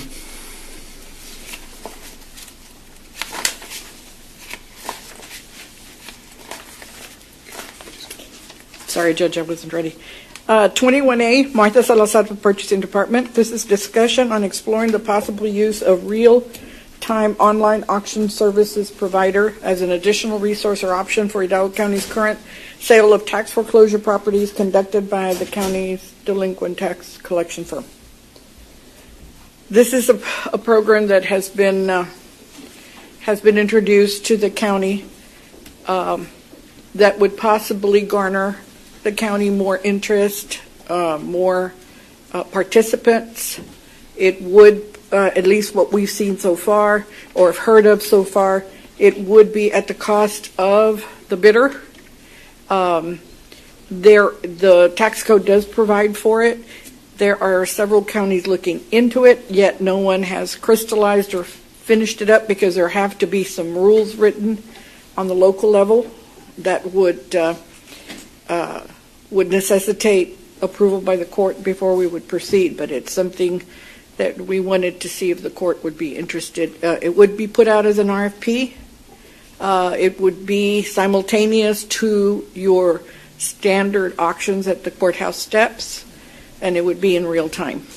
There is some fees associated, like I said, to the bidder. Those would all have to be, of course, included in an RFP as to what those would be and how this would increase participation in the sale of properties. As long as the benefit outweighs the cost. Well, I think the only way we're going to know that, Commissioner, is probably to explore it through an RFP, because you'd have to see. I've been trying to get data on anyone else starting it. I know. I thought Harris County had done it. They haven't done it. The rules haven't even been written. Cameron is in the process of having the tax assessor collector review and draft the rules. There's been one county only, and that was Burnett. But Burnett opted for their law firm to do all their auctions, even their surplus auctions, and that firm developed their own software. But it's not real time. It's not on at the same. It isn't conducted the same way. No county in the state of Texas is doing this. No, sir, not at this. I mean, it makes sense. I think that it would drive up prices, which is a good thing. Right. It would make it more competitive to acquire the properties that we're selling right now, because it's usually the same pool of participants that are in the process, know the process already. However, like I say, nobody else has gone to that level. As I said, I'm going to be seeing my counterpart, Cameron County, at a seminar that we'll be attending starting tomorrow. I know they have met with the assessor. It had been placed on their Commissioner's Court agenda some time back, but the rules, if you take as a model the Burnett County, those don't go far enough because of the software. It goes far enough for Burnett County because the software was implemented by the law firm itself, but it did not satisfy the Cameron County tax collector. So they're still in the process. I was hoping not to have to reinvent the wheel, but so far it's still in the drafting stages. They haven't moved on it. Harris County, I haven't been able to find anything out. I've been in contact with some other resources there in Harris, and not yet either. So no one's done it yet, but it is, as Commissioner said, it's certainly an option and a resource that can be used. I just put it on here to see what direction you want it to go in, whether we want it to explore. It's certainly worth looking into. Okay. Yeah, so long as we could put some kind of 30, 60-day out, so that if something happens, definitely, that we couldn't. If it's just not, if it's too costly, first of all, for the participant, and it's not really increasing. Because just because you pass the value cost to- to the buyer doesn't necessarily make it good. Because Exactly. we could eliminate some buyers because they don't want to pay the fee or something. Correct. Okay. So Yeah, I let's just- look at it. All right. I'll start developing something, working with some counterparts to see how far they've gotten and see what we can explore for you. Yeah, because even if you team up with Cameron County, there might be a cost savings that we could. Right, and that's why I've been wanting to kind of feel their pulse and see how they're doing it. But at my latest contact, but I did advise him that I would see him the next couple of days to see if any progress had been made, but this is as of 10 days ago. Okay? So I can get the direction to proceed to explore this as an option for you all. Okay. Item 2 is presentation for discussion. Marty, can I report to the court at least item on E? Judge, I did talk to the developer on item E. His position is on neither of the options does the subdivision sit on, but, however, he's okay with us pushing this item to next week so that we can make sure that we can look at the potential alignments and see how that impact is. We've confirmed, Commissioner, no, this route, this particular subdivision, the route does not go through this. Okay, this one. unless you want to just approve it. We're recommending final on it. Okay. So you want to, Yeah. you want I think to they got at confused least with read another the item? subdivision. Read the item? What item is it? Item E. Loma Verde number 4. Loma Verde number 4, subdivision precinct 4. So 16-3E, is that right? Yes. Move for approval. Second.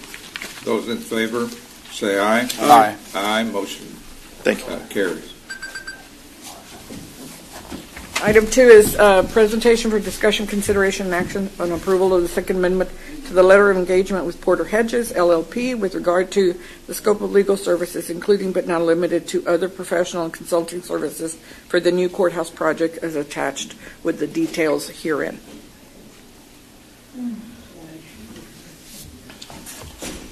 What does this cover, Marty? Consulting services that Mr. Hawkins would need specifically to assist him. What kind of services? The scope, everything stays the same. What Michael Leo, sorry for the record, County Judge's Office. The scope stays the same. What it does, it clarifies. Bob Brooks, the consultant, his firm has other team members that also work on the project. So in processing future invoices, the auditor wants to make sure that they are clearly identified. So it's basically identifying the team members by name. But the scope and the services, that all stays the same. Move for approval. Second. Those in favor, say aye. Aye. Aye, motion carries. Going to item 3, presentation of bids received and awarding of the vendor Valley Caliche Products, submitting the bid lowest and best for Hidalgo County, but this includes pursuant to Texas Local Government Code 262-027E, which is distance to pit. We had 8 packets, 4 responses, and that is what we are recommending for the Type D hot mix asphalt gravel only. Move for approval. Second. Those in favor, say aye. Aye. Aye, motion carries. Item B, this is Precinct 1, approval of the following with Asago Construction contracted vendor for the FEMA Road and Drainage Improvements Mile 8 North as submitted by project engineer LaFever. A, ratification of change order number 1 as recommended by LaFever Engineering with increase of 14 calendar working days. Move for approval. Second. Those in favor, say aye. Aye. Aye, motion carries. B was approval of certificate of substantial completion as submitted by Asago Construction, and that is for the Mile 8 North Road project. Move for approval. Second. Those in favor, say aye. Aye. Aye, motion carries. And C is acceptance and approval application for payment number 2, final, in the amount of $81,851.59 as submitted by Asago Construction for the Mile 8 North Road as certified by project engineer LaFever. Move for approval. Second. Those in favor, say aye. Aye. Aye, motion carries. 21B2, this is requesting exemption from competitive bidding requirements under Texas Local Government Code 262-024A4, a professional service. Move for approval. Second. Those in favor, say aye. Aye. Aye, motion carries. B is presentation of the scoring grid for the purposes of ranking by Commissioners Court of the 3 firms graded and evaluated through the approved pool. And this is for geotechnical and construction materials testing. The 3 firms were professional service industries. with an average score of 88, Millennium Engineers, average score of 92, and Earth Company at 89. Does the court wish to rank them in the order of their scores? So moved. Second.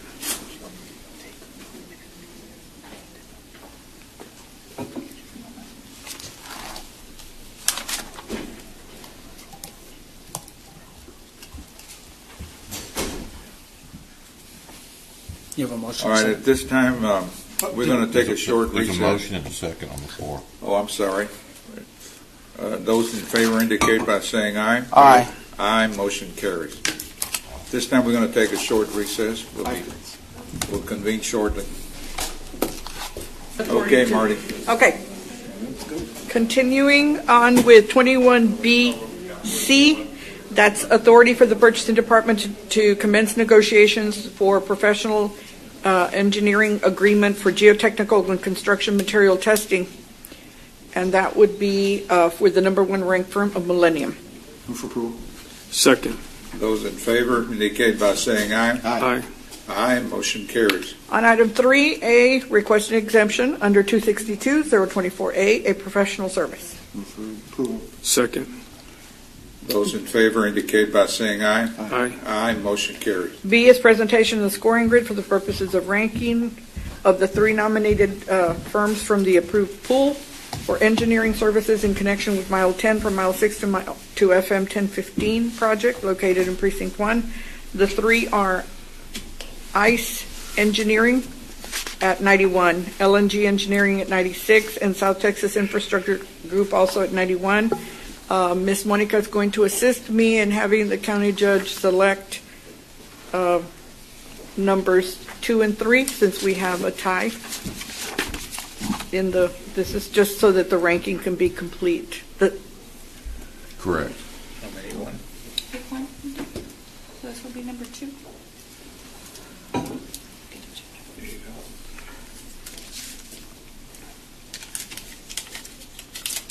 South Texas Infrastructure Group.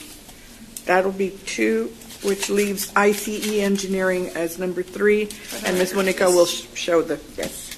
Move for approval. Second. Those in favor say aye. Aye. Aye, motion carries. And C would be authority for purchasing to commence negotiations with the number 1 ranked firm of LNG Engineering, and this is for the Mile 10 from Mile 6 to FM 1015 Move for approval. project. Second. Those in favor say aye. Aye. Aye, motion carries. D is also requesting exemption from competitive bidding 262-024A and a professional service. Move for approval. Second. Those in favor say aye. Aye. Aye, motion carries. E is presentation of the scoring grid for the purposes of ranking by Commissioners Court of those 3 engineering firms evaluated and through the approved pool, and those are BT1 Engineering at 92, LNG at 97, and RO Engineering at 92. Since we have a tie to determine second and third, we will draw lots. The first one would be for the second rank. Which would be BTI Engineering.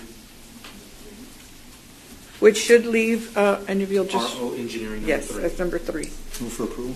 Second. Those in favor say aye. Aye. Aye, motion carries. Item F is authority for purchasing to commence negotiations with the number 1 ranked firm of LNG for engineering services agreement with Nolana from FM 493 to FM 88 project located in Precinct 1. Move for approval. Second. Those in favor say aye. Aye. Aye, motion carries.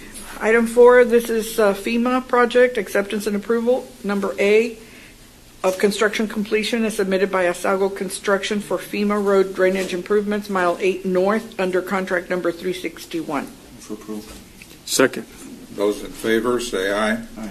Aye, motion carries. B is requesting acceptance and approval of application for payment number 3, retainage in the amount of $16,837.76 as submitted by Asago Construction for the provision of the FEMA road and drainage improvements on Mile 8 North as certified by Lefevre, the engineering firm.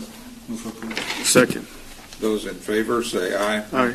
Aye, motion carries. Precinct 2A, recommendation by project architect, the Warren Group Architects, to award the base bid and alternates 1, 2, 3, 4, and 5 to the responsible vendor submitting the lowest and best bid, meeting all specification, NM Contracting LLC of McAllen, in the amount of $1,180,300 for the project, which is countywide service shop through bid number 027, subject to compliance with any of the statutory items listed.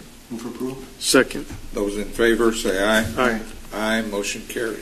Pursuant to Texas Local Government Code 262031, in the interest of expediting the project's progress, requesting authority and approval for Precinct Commissioner or designee Armando Garza Jr. to execute change orders as listed and limited on the caption. Move for approval.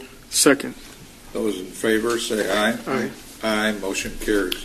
Item 2, this is acceptance and approval of an amendment number 2 to the AIA B101 2007 version contract number 160 with the contracted architect Sam Garcia Architect to amend to include the CMAR process and to increase compensation in the amount of $42,575 for Palmer Pavilion Les Gilmore kitchen renovation and upgrade. Move for approval.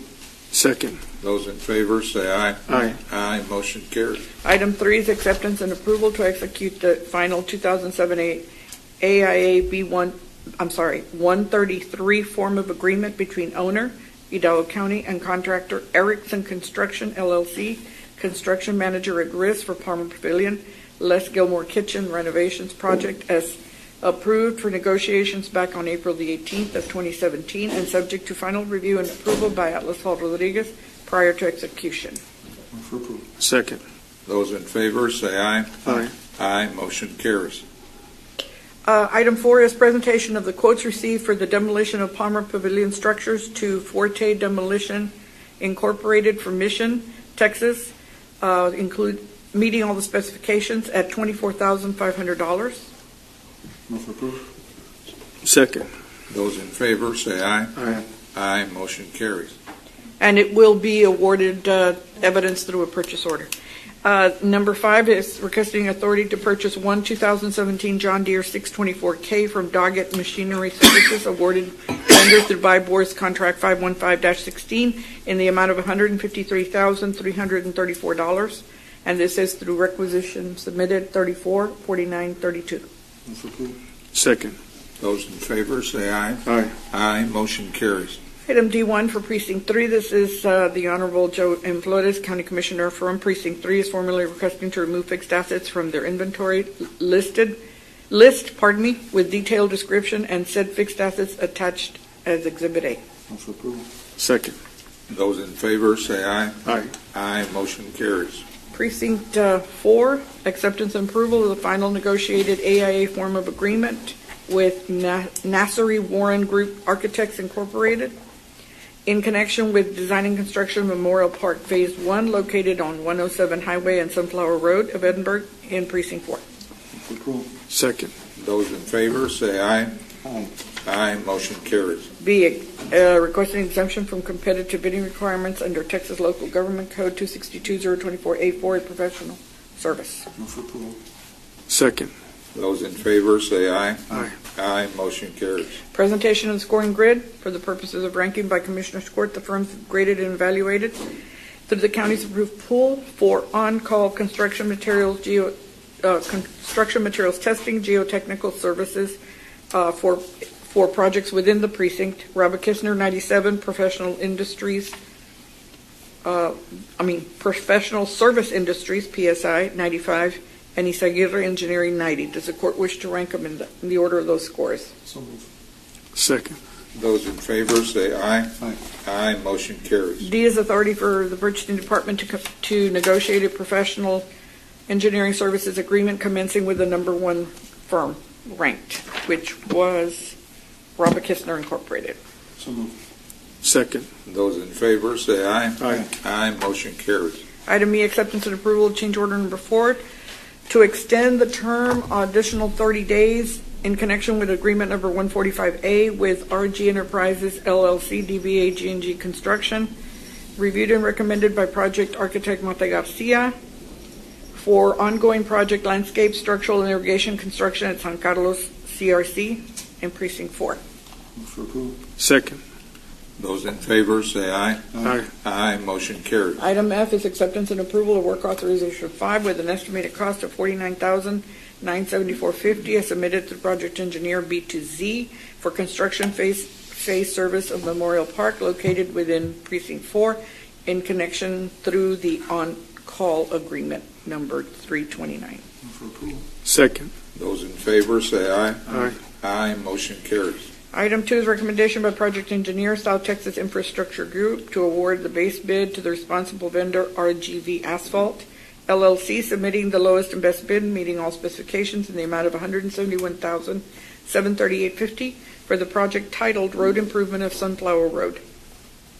Move for approval. Second. Those in favor say aye. Aye. Aye, motion carries. F is Justices of the Peace, the Honorable Luis J. Garza, JP Precinct 3, Place 1, is formally requesting to remove fixed assets from their inventory list as detailed in the exhibit attached. Move for approval. Second.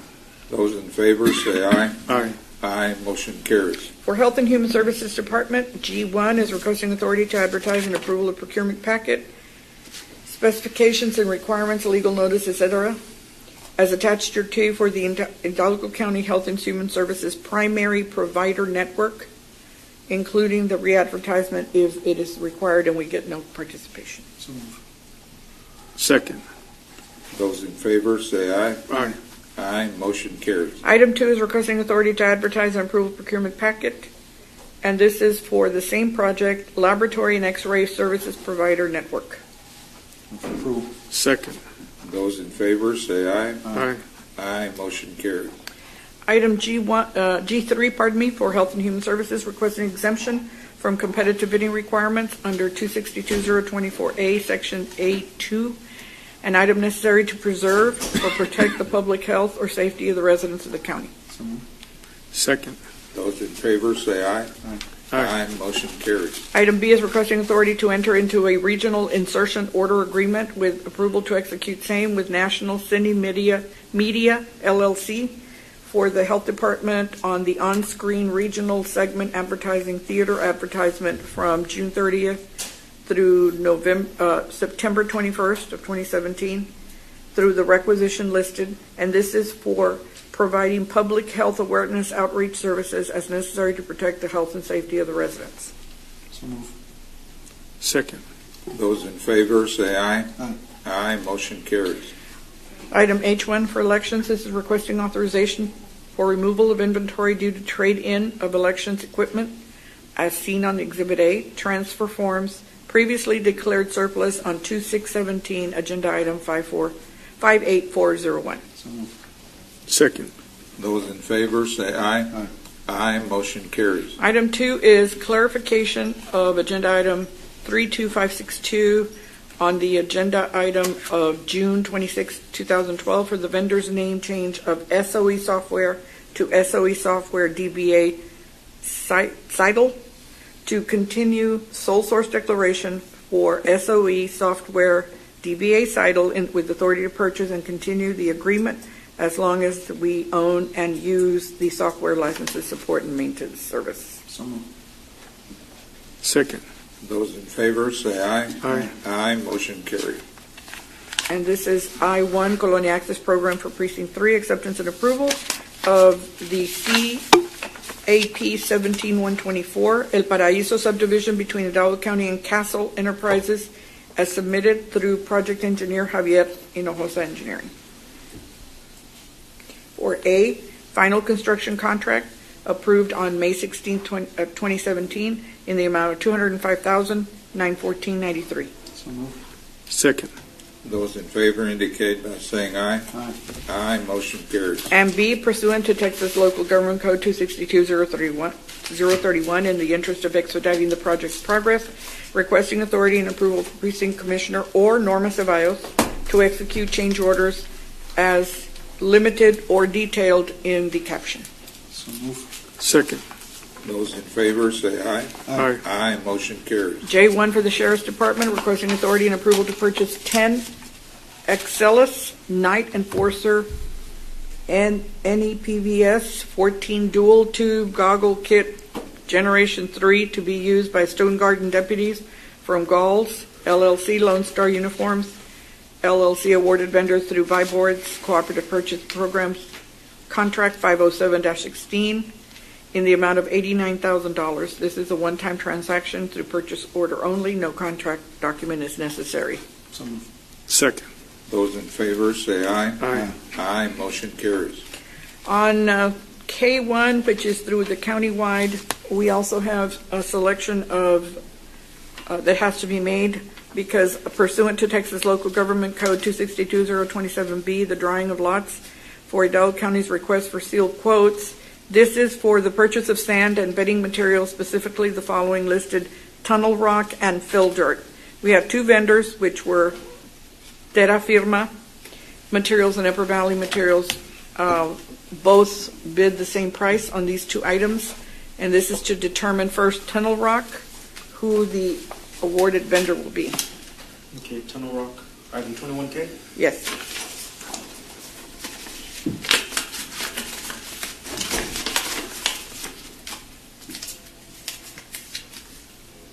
Terra Firma Materials, Okay.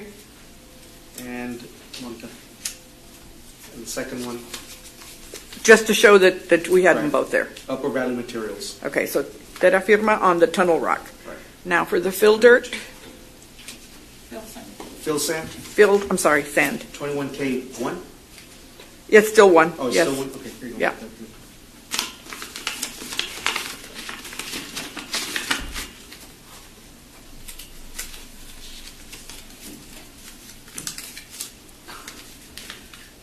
Terra Firma Materials. Okay. One. Monica. And number two. Just to show. Upper Valley Materials. Okay. So tunnel rock would be Terra Firma, and so will fill sand, Terra Firma. And then we will bring you the agreements. We needed to determine this first before we could bring you the contract. Let's just get a motion and a second to confirm. Correct. Second. Those in favor say aye. Aye. Aye, motion carries. Item 2, recommendation to reject the sole bid, partial bid received, 5 out of 70 items listed for project titled Welding Supplies and Other Miscellaneous Items through project number 065 with notification that the historical yearly purchase for said items does not come close to the $50,000, so we're just going to go out on quotes. So that's why we're rejecting. Second. Those in favor say aye. Aye. Aye, motion carries. Item 3 is presentation of the sole responsible vendor, Contact Engineering Solutions, LLC, submitting the lowest and best bid, meeting all requirements as detailed in the supporting documentation for the bid titled Pipes and Related Miscellaneous Items, Round 2. Second. Those in favor say aye. Aye. Aye, motion carries. That is all I have. Thank you very much. All right, under open forum, anybody sign up? We have one individual, Firma Clarity. She's going Sure. to lunch. Okay, that's all, Judge. All right, at this time, I'd like to go back to item number 5A. I will entertain a motion to rescind the action that we took on item number 5A for further study. So moved. Second. Those in favor indicate by saying aye. Aye. Aye, motion carries.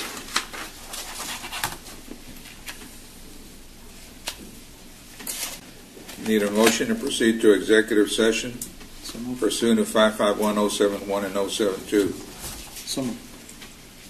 Second. Those in favor say aye. Aye. Aye, motion carries. We will be in executive session for a short while. All right, we are back in open session. Mr. Guerra. Thank you, Judge, Commissioners. Item 25, open session. 25A, real estate acquisition appropriation for same. There's no action to be taken today. 25B, pending and or potential litigation. There's no action to be taken today. Item 25C, cause number C5028-15-G, John Ray Rodriguez et al. Versus County of Hidalgo, Texas et al. Judge, Commissioners, I'd like for the court to entertain a motion in settlement of John Ray Rodriguez et al. Versus County of Hidalgo in the amount of $46,000 as follows. John Ray Rodriguez, $30,000, and Desiree Rodriguez, $16,000, with the caveat that there will be a friendly suit as to the minor, Desiree Rodriguez. Second. Those in favor, say aye. Aye. Aye, motion carries. And 25D, C-5144-15-A, Joel Cáceres and Debbie Cáceres versus the County of Hidalgo. Judge, Commissioners, for the record, this was an insurance, essentially an insurance issue for the county.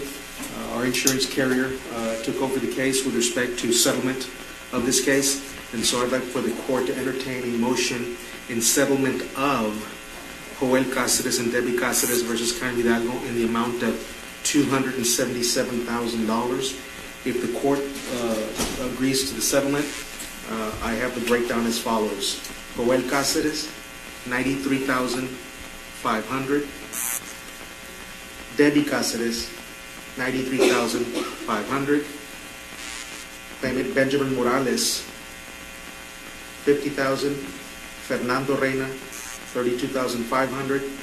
And claimant Bobby Cáceres, $7,500, for a total of $277,000. Also, Judge, Commissioners, for the record, the County of Hidalgo would be tendering the balance of its self-insured retention to our insurance carrier. So moved. Those in favor, say aye. Aye. Aye, motion carries. Item 25E, claim of Elida Sanchez. I'd like settlement authority to make an offer in the amount of $165. So moved. Second. Those in favor, say aye. Aye. Aye, motion carries. Item 25F, claim of Linda Faye Quiroz Dickerson. I'd like settlement authority, or I'd like settlement authority to make a supplemental offer in the amount of $98.85. Second. Those in favor, say aye. Aye.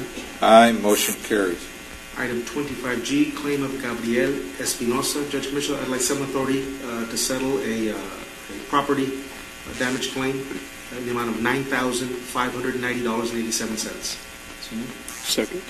Those in favor, say aye. Aye. Aye, motion carries. Item 25H, claim of Noro Gonzalez. I'd like to refer to item 24. 24A is requesting exemption from competitive bid requirements under the Texas Local Government Code, Section 262.024A4, a professional service for provision of legal services representation in connection with litigation. Second. Those in favor, say aye. Aye. Aye, motion carries. Item 24B, requesting engagement with the firm of Preston Henriksen for the provision of legal services representation in connection with litigation, and authority to submit a letter of engagement subject to compliance with House Code 1295 specific to claim of Nora Gonzalez. Second. Those in favor, say aye. Aye. Aye, motion carries. And item 25I, claim of Maribel Reina. For the record, I'd like to assign this to Ms. Josephine Ramirez's office, Civil Litigation Division at the District Attorney's Office. Second. Those in favor, say aye. Aye. Aye, motion carries. Judge, Commissioners, there's no need to go back into close or open. Before adjournment, for the record, we are having our next Commissioners Court session will be July 11th. July 11th. I need a motion to adjourn. Second. Those in favor, say aye. Aye. Aye, motion carries. Thank you, Jim.